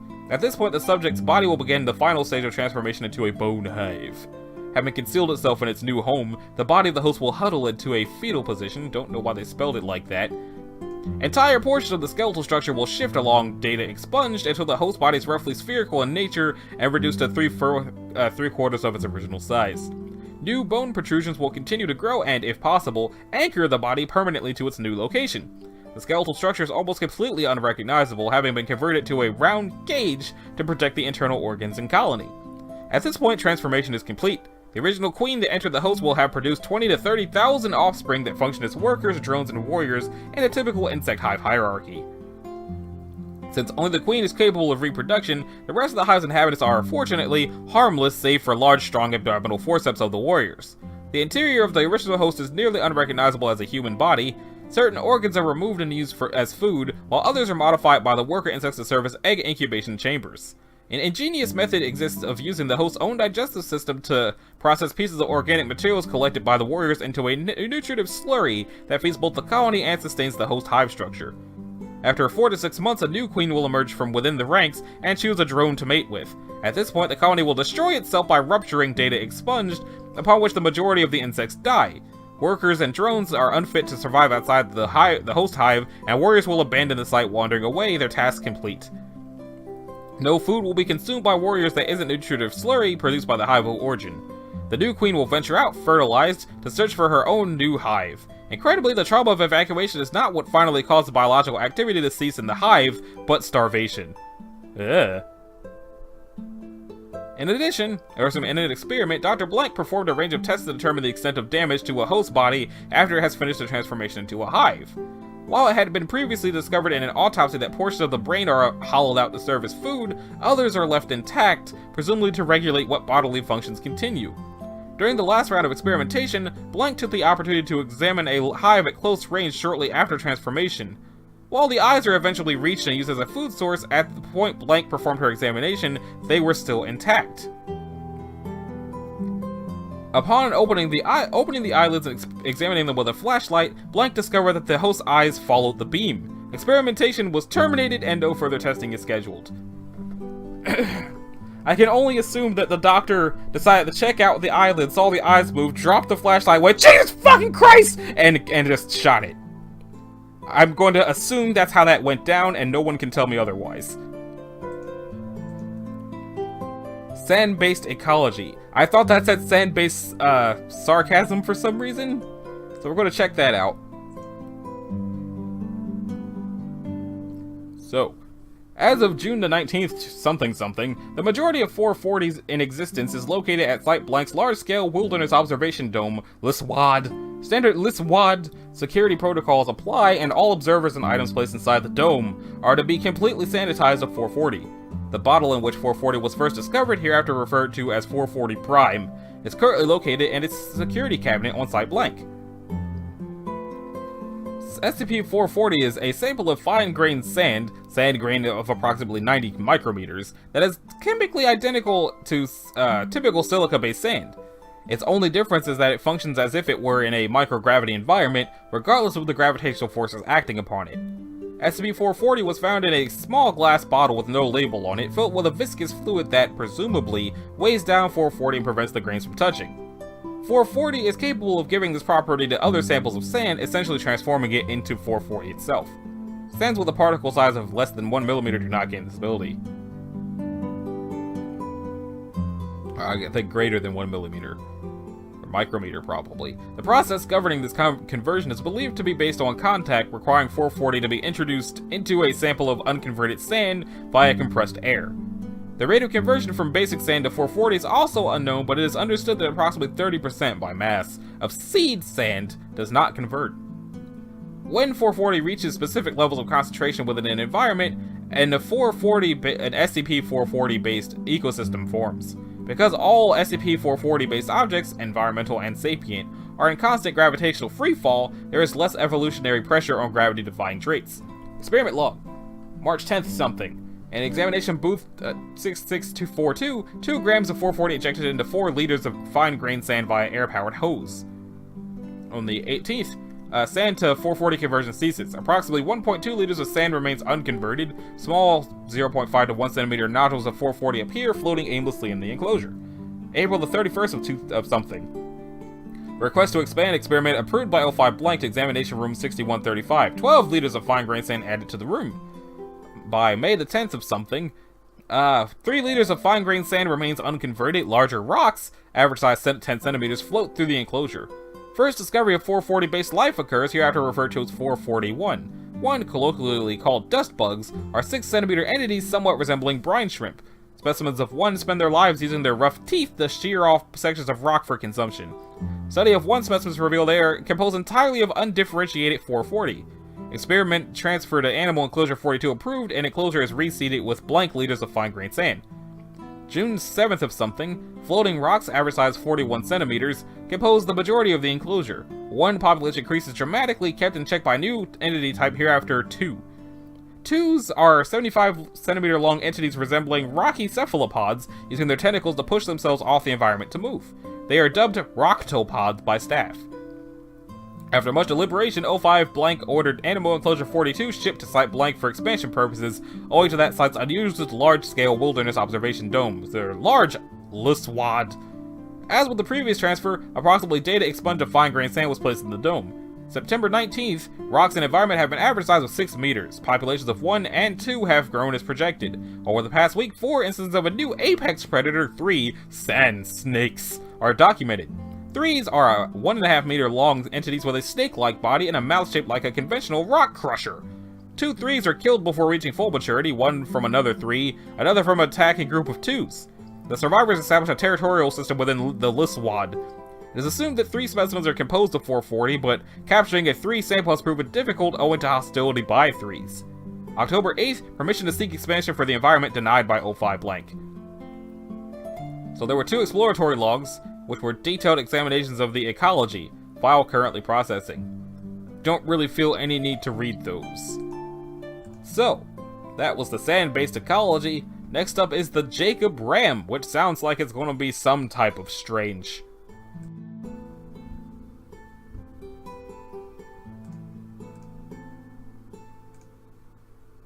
So, the Jacob Ram, it actually kind of looks like a cow, except for the eyes look like and they're glowing. Although for all I know, cows have that too. I've never really looked a cow in the eyes before. So, SCP-441 is currently housed in a designated outdoor pasture at Bioresearch Area 32. The 100-meter square field is surrounded on all sides and bisected into 2 rectangular halves by a concrete wall that's a meter high. Once a month, a team of 6 disposable dudes is to lead 441 to whichever half of the pasture is currently residing through the gate in the dividing wall onto the other half of the pasture. The previously occupied section of the field is then to be thoroughly cleaned. The field must be carefully examined for any instances of 441-1, which are to be dug out at the root and incinerated. Fresh sod must be sown in places where 441 has grazed where 1 has been removed. All personnel dealing with 441 are to remain in proximity of less than 20 meters for no longer than 30 minutes. Any personnel showing any health problems whatsoever after contact with 441 are to be examined by medical staff and reassigned. SCP-441 is an adult male Jacob Ram. A prolonged proximity to 441 leads to a depressed immune system in humans. After approximately 30 minutes of exposure, disposable dudes showed a markedly decreased white blood cell counts. After an exposure of an hour or more, they display symptoms of severe immune deficiency. After 90 minutes or more, the immune system of subjects generally do not recover, and death results from massive infection. Laboratory analysis of a tissue sample retrieved from 441 reveal a clear viscous mixture of interstitial fluids and blood not unlike arthropod hemolymph. Cell structure is identical to mammalian cells but lacks a nucleus or apparent genetic material. It should be noted that 441 now reacts with aggression towards any personnel wearing a standard issue Foundation lab coat. Patches of ground where 441 has grazed begin to exhibit growth of 1 after several days. 1 resembles common pasture grasses, Poa, Festuca, or Lolium SSP, but exhibits black pigmentation. 1 tends not to grow beyond small patches, but appears to have a slightly higher growth rate in the shadowy areas around the concrete wall. Similarly to the tissue sample of 441, analysis of 1 has revealed a cellulose-walled cell similar in structure identical to the terrestrial plants but lacking in a nucleus or genetic material. 1 shows little interest in humans but will make eye contact with any staff members entering its vicinity. Following a routine monthly cleaning, 441 showed a marked and stubborn interest in disposable dude 1570, a schizophrenic. On-duty staff recognized this change in behavior and convinced 1570 to participate in experiment 441-1, see below. Disposable dude 1570 spent a 2-day period living in containment with 441, his official role assigned as keeper. His duties were to groom, feed, and clean up after 441. Disposable 1570 was observed developing extreme physical and emotional attachment to 441.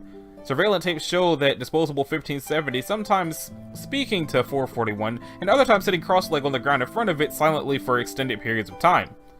Frequent medical examinations showed that the immune system was degrading rapidly and the subject perished 43 hours after first exposure. Refer to select transcripts below of an interview conducted shortly before his death. Please explain your relationship with 441. You mean blank? What? Please repeat your answer? Blank, it's what he calls himself. May I remind you, these interviews are intended to be conducted with the utmost seriousness. I'm completely serious.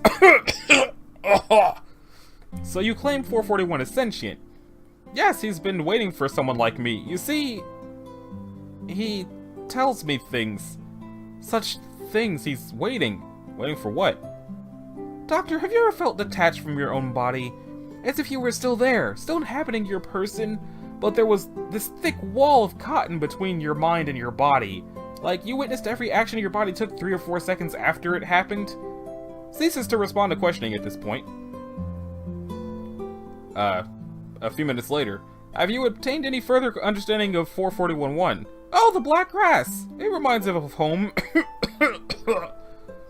And are you aware of the effect of exposure to 441 has on your health? Yes? And you have no qualms about it. He said it was the only way. Please clarify that statement. Would you like to see what he's done? At this point, D-1570 begins lifting his shirt. Oh god. Shit! They expunged, screaming over microphone, "We need a medic in here!" Closing statement. 1570 died shortly after interview 441A from complication related to acute pneumonia and blank. It should also be noted that 441 has never been recorded or witnessed making vocalizations of any sort. I'm glad that me doing the coughing instead of just saying he coughed didn't rip up my throat like that one time where, I don't remember what I was doing, but it gave me the hiccups. In any case, on timepiece. Euclid? 442 is to be kept away from its current owner in a secure container until being used for testing. The current owner must have a will leaving 442 to a disposable dude. The owner is granted a suspension of termination. Should the disposable dude listed in the current owner's will be terminated or otherwise invalidated for ownership of 442, a new will is to be written at the next available opportunity. SCP-442 is a gold-plated pocket watch 3 cm in diameter with hand showing the hour and minute. Along the edge of the watch, an inscription reads, "To my good friend, a helping hand." While no apparent seams allowing 442 to be opened without damaging it have been found, scans of the interior of 442 have revealed nothing unusual in its workings. As long as 442 is wound, it will set itself to the correct time.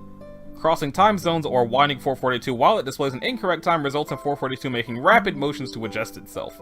The owner of 442 is granted intrinsic knowledge of the time and can recite the precise time to an arbitrary precision as long as 442 is on his or her person. Additionally, the owner will never be late as long as the watch remains wound and on their person. Attempts to force the owner to be late have never succeeded while 442 was wound. When 442 is left unwound or removed from the owner's persona, their person, not persona, that's something else, the owner will be incapable of being on time. The severity of incidents causing this increase as 442 is left unattended, invariably becoming fatal within a week. Ownership of 442 passes through normal means and can be sold or gifted to another party. 442 has never been left unowned. Death of the previous owner results in 442 instantly transferring to a new owner. A will leaving 442 to someone close to the previous owner upon their death has never failed to surface. Attempts to prevent a will from coming into being have been met with the same failures as attempting to make the owner of 442 late. The new owner is instantly aware of the existence of 442 and is drawn to it, although the effects of owning the watch only manifest after initial contact with 442. SCP-442 was brought into Foundation control by somebody named JS, a junior technician working at Site-19 when he inherited it as a family heirloom. His superiors noticed an immediate change of work habits after he received 442. He had a prior reputation for his lack of time management skills and was regularly written up for being late to his station. When questioned by Dr. Blank, he showed 442 to the doctor and said it was his lucky charm. He then told the doctor pieces of family lore attached to 442 which later experimentation would reveal to be mostly true. Testing was performed to confirm SCP status, after which his history of harmlessness was cited, and Blank was allowed to maintain possession of 442 on the condition he willed it to the Foundation on his death. They were subject to observation of regular psychological evaluation during his possession of it, during which further effects of 442 were discovered. Extended ownership of 442 slowly rewrites the subject's personality. Within 2 years, regardless of previous attitude, the owner exhibits unusually high self-control and reacts to situations in a timely manner. His motor control increased dramatically during this period, scoring in the 99th percentile of every test at the 2-year mark. During this same time, the owner will become increasingly annoyed at tardiness. He broke ties with several friends over increasingly small infractions. After a decade of owning 442, he had completely changed. While he displayed a level of professionalism commendable of any member of SCP staff, his private life had suffered tremendously. Unable to tolerate tardiness, he had pushed away all his friends and had been diagnosed with clinical depression. After he committed suicide, 05 Blank reported ownership and had it transferred to him. A D-class personnel was then chosen for experimentation and given 442. Okie dokie. Thought streaming crayons. That doesn't sound like it's a good thing, but they're safe and they're Crayola! The new mint box of them. Due to its nature and relative fragility, 443 is kept in a locked drawer in Dr. Ziegler's office, Sector 28, or 28, I thought it said 2B at first. Access to level 1 personnel and higher is freely granted at the discretion of Dr. Ziegler or his assistant upon request, with limitation applied at their discretion. Due to wear, the original packaging is filed in the archives record as 6 blank. All drawn materials will be handed back to the person who has authorized the use. 443 is a mostly complete 16-piece set of Crayola crayons numbered 1 through 14. The set is a model BS0366, which was produced between 1997 and 1999, although the serial number on the packaging is outside the range of the product. 2 crayons, blue, green, and violet purple, are missing. 5 is snapped in 2, 5A and B, while 9 had its non-writing and damaged in a nibbling incident involving 529, which, for this reason, should be kept away from the items. 443 was recovered from blank blank California after blank blank, an amateur artist, noticed its effects and asked for help from a paranormal investigator. The crayons had originally belonged to Blank's daughter for several weeks. Blank was adamant that he never bought them and that they were not given to her. All works produced by Blank and his daughter were confiscated and are listed as record 6th blank of the archives. When drawing is attempted with 443, what is produced is actually a stream of thoughts emanating directly from unknown people. The user is entirely unaware of this until they stop using the crayons, at which time they become aware that they have written or drawn something completely unrelated to what they were intending to. Even with the full knowledge of what the item does, the user is entirely incapable of seeing what it is they are tracing until they actually stop doing so, which they can willingly do at any time. They will answer questions as to what they are drawing, though most of the time they describe it as mindless scribbling, particularly if they are aware of the SCP's effect.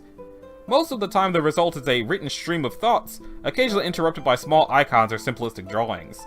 The nature of what is written adapts depending on the user. Text will appear in the native language of the user, and in an alphabet the user can draw. Drawing quality varies depending on unclear factors, and appears unrelated to any artistic skill of the user. Writing, on the other hand, is mostly the user's, though emotions expressed in the thoughts written may distort it. The expressed thoughts appear to be a form of real-time stream of thought transmitted from real persons, as current simultaneous events such as electoral results have been referred to. Each crayon represents a specific person, and a user may switch between crayons to represent more than one person involved in a situation at a given time. So far, the equivalent of 10 to 15 hours of thought processes have been compiled. Given that the crayons were already somewhat worn when recovered, this has left 8, which is most frequently used as little more than a nub. No identifying information has been collected so far, all names are rendered as unidentifiable symbols, but enough data is present to assess that the involved persons form a loose network of friends, family, and co-workers, each individual being fairly close to at least one other. All the involved persons are from the Portland, Oregon area. See Addendum for details. List of colors included, their classifications, and number of details. Black, a dancer obsessed with his weight, friend of orange. Blue, old snappy woman, landowner of red and brown. Blue-violet, a mildly hypochondriac patient of yellow, friend of red-orange. Brown, a 7-year-old girl, daughter of red, friend of yellow-orange, enemy of carnation pink. Carnation pink, a classmate of brown and yellow-orange, harbors a deep hatred of brown for unclear reasons. Green, an engineering student and regular lover of orange. Orange, a paralegal in a small law practice, girlfriend of yellow but cheats on him with green, friend of black. Dang. Red, a medical secretary, mother of brown, employee of yellow, tenant of blue, and friend of white. Red-orange, middle-aged wife to a soldier. Yellow-orange's mother, friend of blue-violet. A red-violet, a regular patron at White's Diner. White, a waitress at a diner near Red's work. Friend of Red and Red-violet. Yellow, a doctor, employer of Red, boyfriend of Orange, doctor of blue-violet. Yellow-green, another regular of White's Diner with a habit of butting into people's conversations. Yellow-orange, another 70-year-old, friend and classmate of Brown, daughter of Red-orange. So, if green is a regular lover of orange, and orange is the girlfriend of yellow, and yellow was the doctor, and the hypochondriac patient of the doctor is blue-violet, who is not seemingly related to anybody else. Interesting. And white is the diner owner. Dancer obsessed with white, friend with orange. Orange is the paralegal, girlfriend of yellow but cheats on him with green, friend of black, who was the dancer. Okay. That sounds like it could be like a hilarious sitcom, or a terrible sitcom. I don't know, but it sounds like it could be interesting. So, next up is the language of global harmony. The language is Euclid. Instances of SCP-444 identified outside Foundation custody are to be isolated or destroyed with extreme prejudice. The Foundation's instances of 444 are to be kept under Type A hazardous documentation protocols. Translators are to have no more than 12 hours weekly access to 444 and must undergo weekly linguistics and psychological examinations. Individuals compromised by 444 are to be isolated and prevented from making vocalizations and are to be terminated unless they are required for testing protocols. Rabbit Response Task Force Omicron 11, aka Burke's Boys, is to be used wherever possible due to the deaf nature of its members. SCP-444 is a linguistically conveyed mimetic virus. 444 takes the form of a valid and coherent, if limited, language. Individuals exposed to it assimilate it and lose their ability to use or learn other languages, although they typically retain their ability to understand previously understood languages. Written examples of 444 require extended contact, but verbal exposure has effect after only a few sentences. The mechanism for this change is still unknown. 444's written form has a unique alphabet of geometric shapes read in a radiating pattern from the center. Systemic examination of 444, primarily in experiments 7, 13, and 17, reveals that it lacks the ability to express several concepts including rebellion, hatred, anger, and redacted. Now, it used to say, in addition, over an extended period of the lack of the ability to express these concepts appears to alter human behavior. Subjects infected with 444 become more docile and compliant, as well as more concerned with procreation and childcare. Now it says, re-examination of the data from experiment 17, gathered from MRIs, live electrode examination, and dissections of the infected brains, confirms that 444 causes significant alterations to human brain structure, chemically severing redacted of the brain. This, not the reduced vocabulary, is believed to cause the altered mentality of the infected. The primary area of Foundation research into 444 currently is to isolate the source.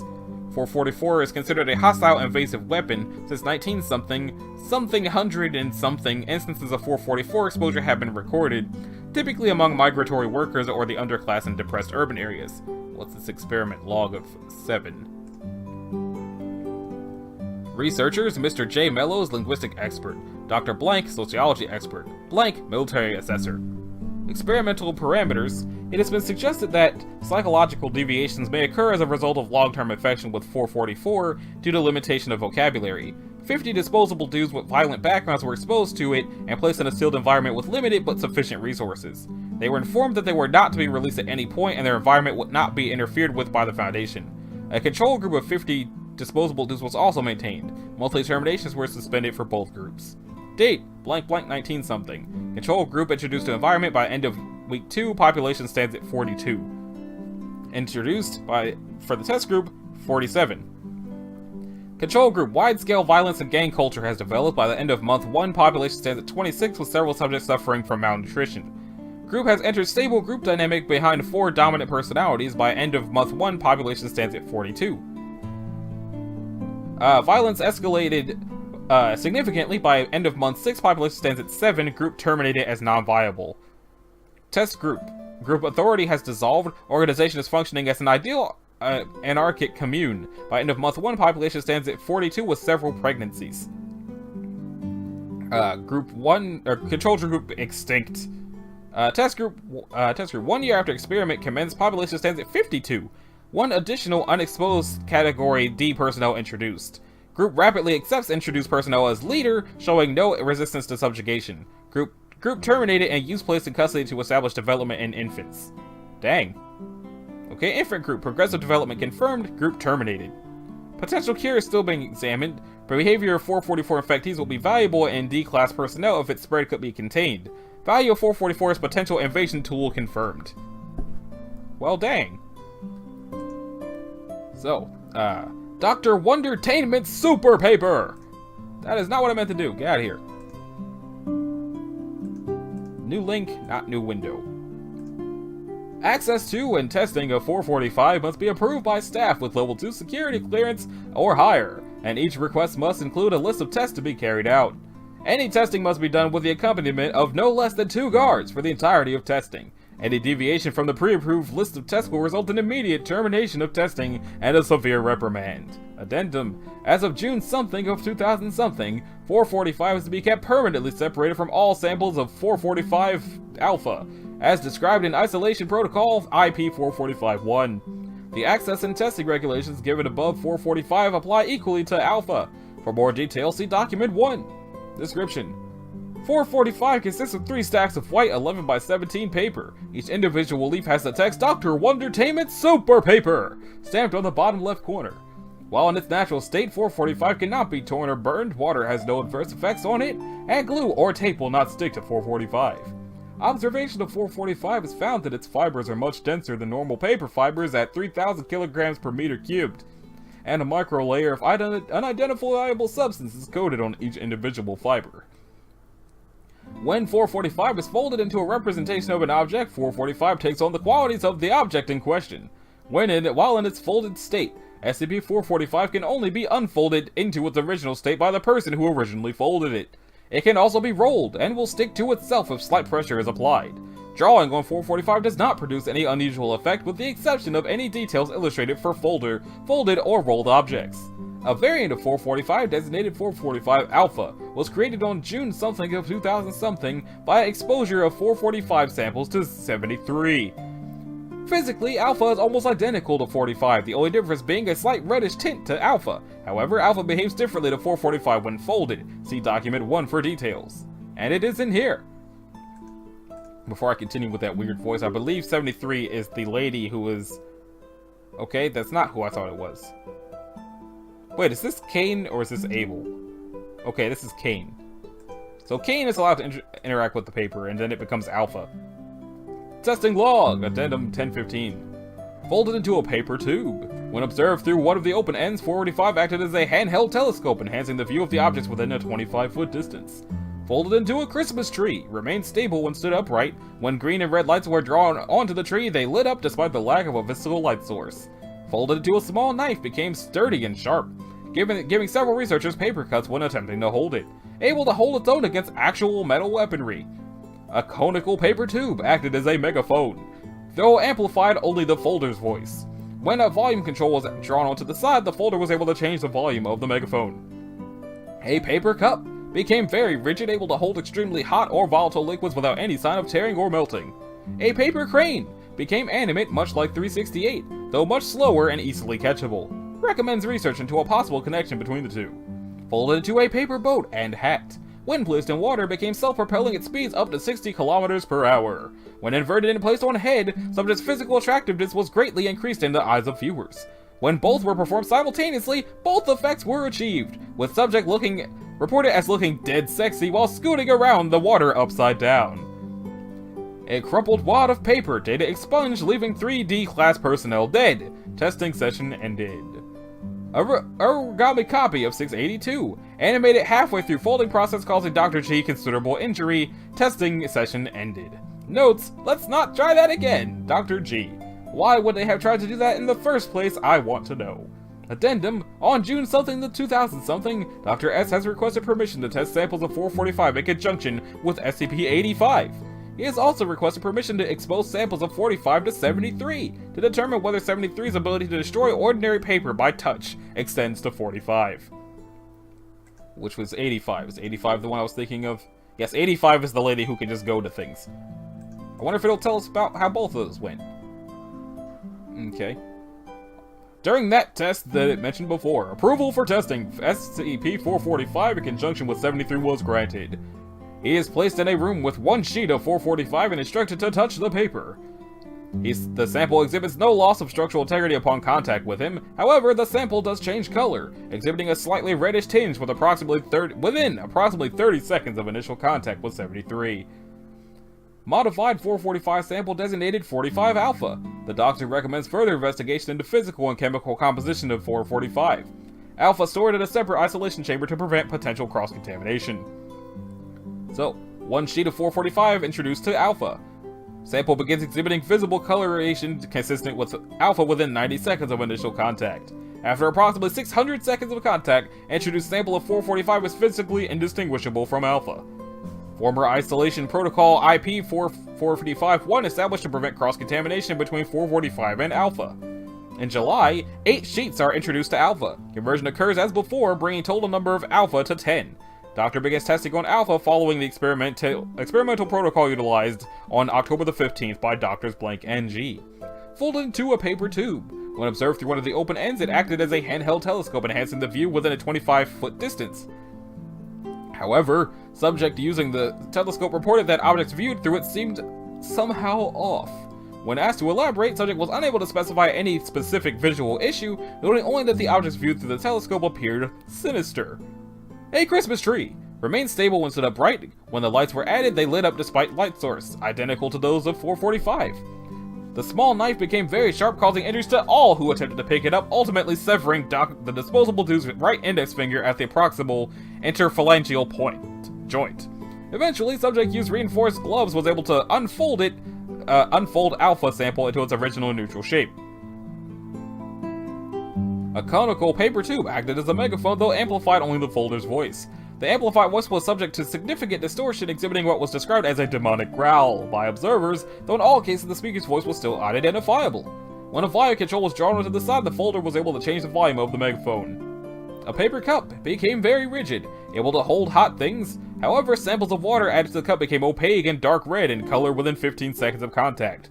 Chemical analysis of the resulting fluid revealed it to contain large quantities of human hemoglobin and other blood proteins. No other liquid added to the cup exhibited this change, including water-based solutions in concentrations higher than 15 that.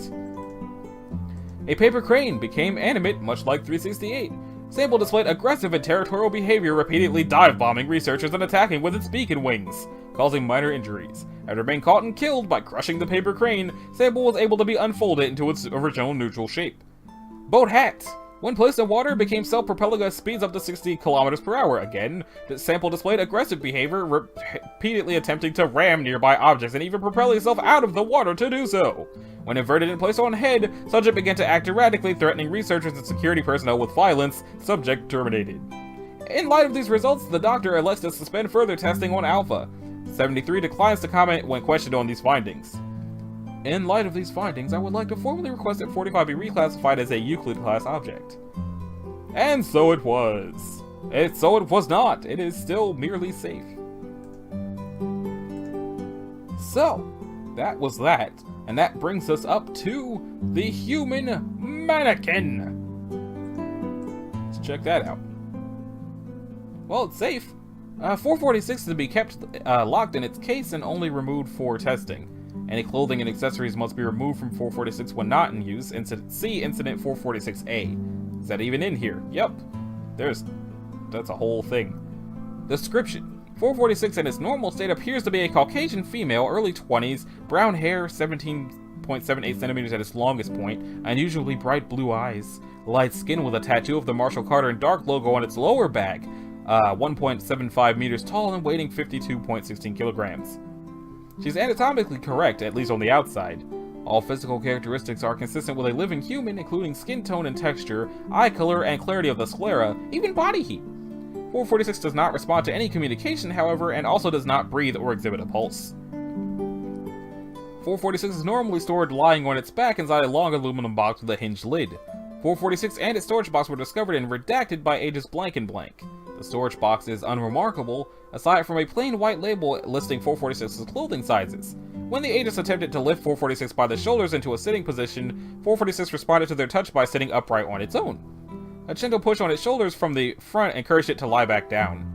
Further coaxing can compel 446 to stand up on its own, and it will remain standing until downward pressure is applied to the top of its head, encouraging 446 to sit down again.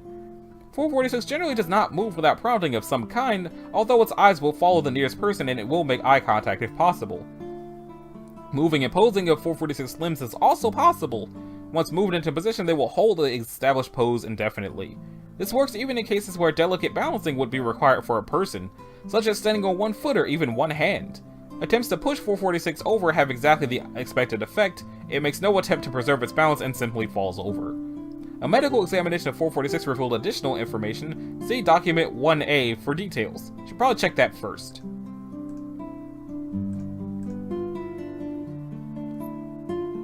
Okay. Maybe there's a reason that the incident came first. So, incident 446-1, SCP involved 446, guard and Dr. Sunderland, September the 2nd, 2010, storage room 6, site blank. In the spirit of modesty, 446 was initially stored clothed in a standard Class D personnel uniform. A guard later investigated reports of a thumping noise in storage room 6 where 446 is kept. 446's case was found to have moved several inches from its normal resting place as a result of rhythmic blows to the lid from the inside. Dr. Sunderland was called in and upon opening the case found that 446 was attempting to rise to a sitting pose. It will bang its head against the lid, lie back down, and attempt to sit up again. Once the lid was open, 446 stood on its own without coaxing. 446 then put its hands together at the wrist, lowered its head, and hunched its shoulders. 446 also changed expression for the first time since entering Foundation control. Its face took on a subtle mixture of sadness and fear. It held this pose until Dr. Sunderland touched its shoulder, which prompted 446 to return to a normal standing position, expressionless. However, 446 could not be induced to lie down until the Class D uniform was removed. Interesting.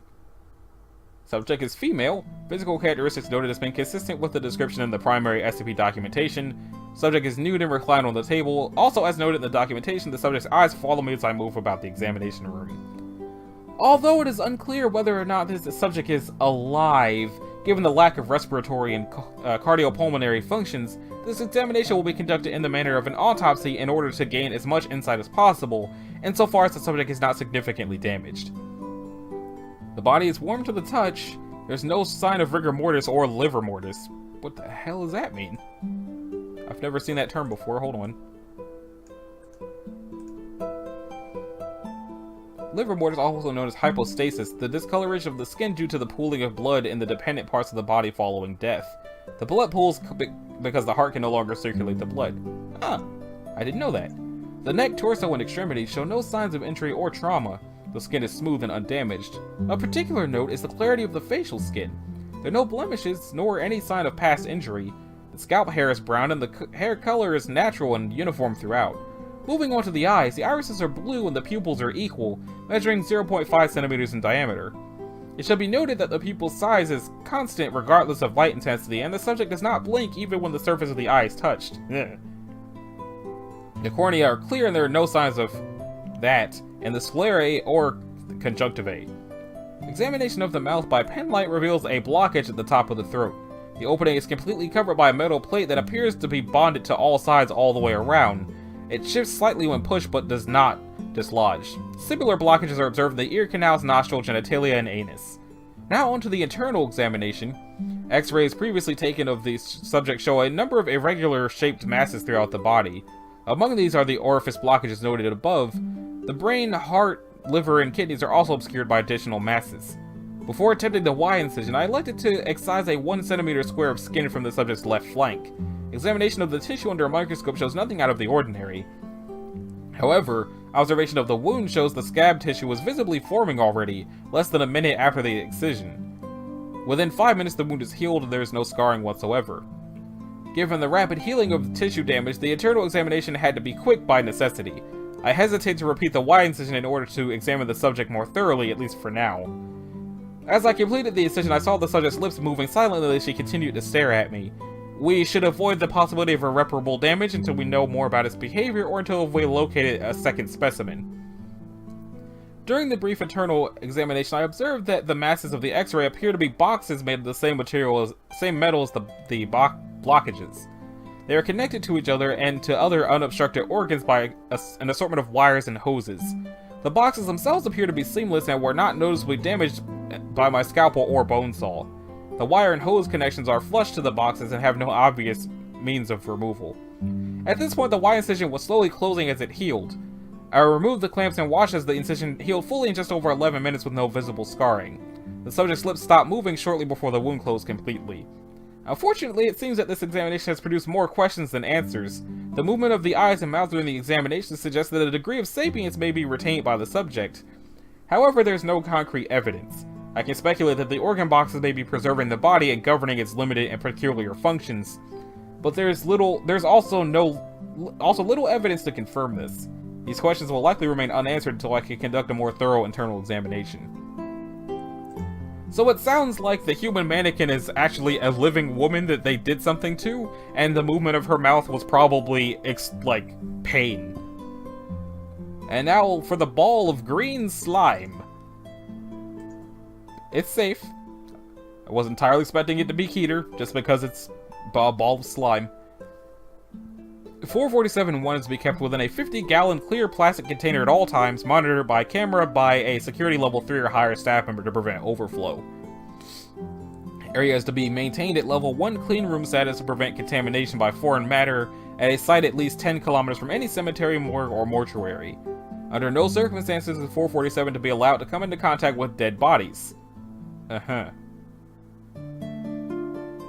Because 447-1 constantly excretes a viscous greenish slime designated 2, at a rate of approximately 10 something per hour, cc's an hour, a disposable dude in good physical condition is to be detailed to harvest the excreted slime at least once per day. 2 can be harvested using any appropriate equipment, so long as safety procedures are carefully adhered to in order to prevent on-site fatalities. The slime can be transported in an ordinary sealed glass or plastic container through any standard mode of transportation, provided that there is no risk of the slime coming into contact with a dead body en route. As one does. Although malodorous, the slime harvested from 1 is non-toxic, non-corrosive, and non-radioactive. It is, in fact, perfectly safe so long as it does not come into contact with a dead body. It keeps saying that. The slime is edible and reportedly makes a good salad dressing. Adding 10 cc's of 2 to 1 gallon of gasoline improves fuel efficiency by 150%. Furthermore, 2 can be refined, see Appendix 447C distillation process, into a useful lubricant approved for use at all Foundation installations, so long as said lubricant is never used to lubricate dead bodies. It keeps saying that. All staff assigned to 447 are to be screened by polygraph for any suicidal, necrophiliac, or homicidal tendencies. In addition, all staff assigned to 447 must be in good health and good physical condition and must adhere to on-site safety regulation at all times. This is to minimize the risk of 447 or its generated slime coming into contact with a dead body. Okay, let's see if it tells us why that is. SCP-447 is a green sphere approximately 5 centimeters in diameter with a spongy surface texture and a weight of 1.37 kilograms. The object is warm to the touch, approximately the same temperature as a human body, although its core temperature is slightly higher. Personnel handling 1 have reported no adverse effects so long as 1 does not come into contact with a dead body. Why does it keep saying that? 447 was retrieved by Foundation agents on Blank in the city of Blank, California, United States of America. Because where the hell else would California be? The incident clearly illustrates the danger inherent in allowing either 447 unit to come into contact with a dead body. For further illustration, please see Appendix 447A, Retrieval Report, which is not even here. The dangers of 1 or 2 to come into contact with dead bodies have been clearly documented. Detailed eyewitness reports can be found in Appendix 447B, Prior incidents. To summarize, however, initial effects include data expunged per 05 level directive, research into this field forbidden upon pain of immediate termination or demotion to Class D. Please contact your supervisor for more details. That is bullshit. Addendum 447A. Downgraded from Keter to safe so long as security measures are in place to prevent 447 from coming into contact with dead bodies. Please see experiment log for further potential applications of 447. So I feel like the reason it was written like that is specifically just to make sure that, like, people are curious about it and then proceed to not explain.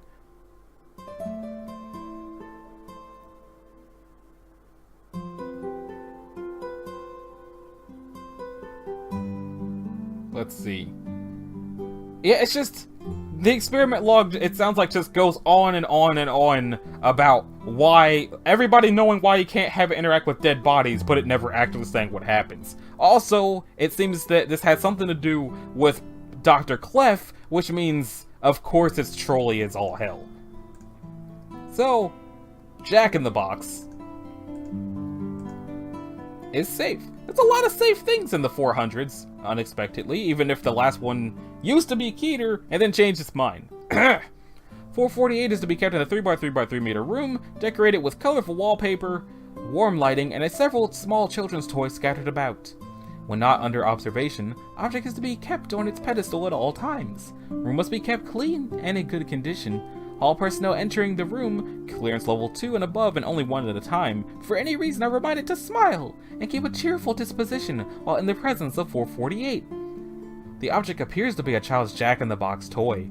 The box portion is 13 centimeters along each side and is constructed of tin, with a colorful decal depicting a smiling clown on each facet of the box except for the bottom and right side, which holds the turn crank. When cranked, the toy plays pop goes the weasel, causing the Jack to leap out of the top before the final 5 notes as most toys of its kind normally do. The Jack, however, transforms to reflect the mood of any person within 3 meters of the object. The strength of one's mood also affects its appearance, and every form it has taken has been unique. While the hand crank is functional, object SCP-448 has been shown to randomly activate itself. Once out of the box, the Jack will stay out of the box until the lid is closed or the influencing person leaves the room. When approached by more than one person, object will stay shut and instead shake vigorously, becoming more and more violent until one or both persons leave its area of influence. In this state, 448 cannot be opened, nor can it be activated, and can be dangerous the longer it stays in this state. Attempting to fake emotions such as smiling when one is really depressed delays the self-activation of the artifact, but does not completely fool it. X-rays cannot penetrate the box's surface. The following moods have been observed. Smiling Clown. While the clown's face, outfit, and color scheme are different every time, its mood is consistent. In this state, during special events, such as holidays and birthdays, Object 448 has been found to sing an appropriate song to the influencing person. Happy birthday, we wish you a Merry Christmas, here comes the bride, take me out to the ball game, and American Pie have been recorded. 448's voice has been described as high-pitched and irritating. Sad, frowning clown. Tears have often been recorded to flow from clown's eyes. Chemical analysis has shown them to be of the same composition as human tears. When approached by persons with suicidal thoughts, object takes the form of data expunged. Angry, data expunged. Scared, unknown. In this state, the lid will only slightly open before quickly shutting. Sounds of whimpering, screaming, and crying can be heard from within. Dogs are animals. Anthropomorphic dog wearing a clown outfit. When approached by any animal other than human, object will take on the form of an anthropomorphic version of that same animal in clown garb. Emotionless, blank white cloth doll. This occurs when object is approached by an entity incapable of feeling emotions, such as data expunged. It is unknown if 448's environment also affects whatever form it takes. Until further testing is performed, its current containment procedures will not be altered. Addendum. All attempts at physically penetrating or otherwise destroying 448 have been unsuccessful. This is not because it is indestructible. Rather, when approached with the intent of dismantling, object will retaliate by opening up without any cranking or music and relentlessly attacking the opposing person with what appears to be a red boxing glove on the end of a long, rigid metal spring.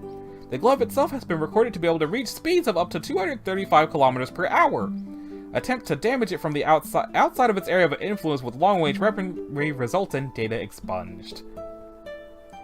So it sounds like if you try to attack the box, it will literally punch your head off it like Mach 1. I don't know what Mach 1 is. Let's find out what Mach 1 is. How fast is Mach 1? Let's see that in meters.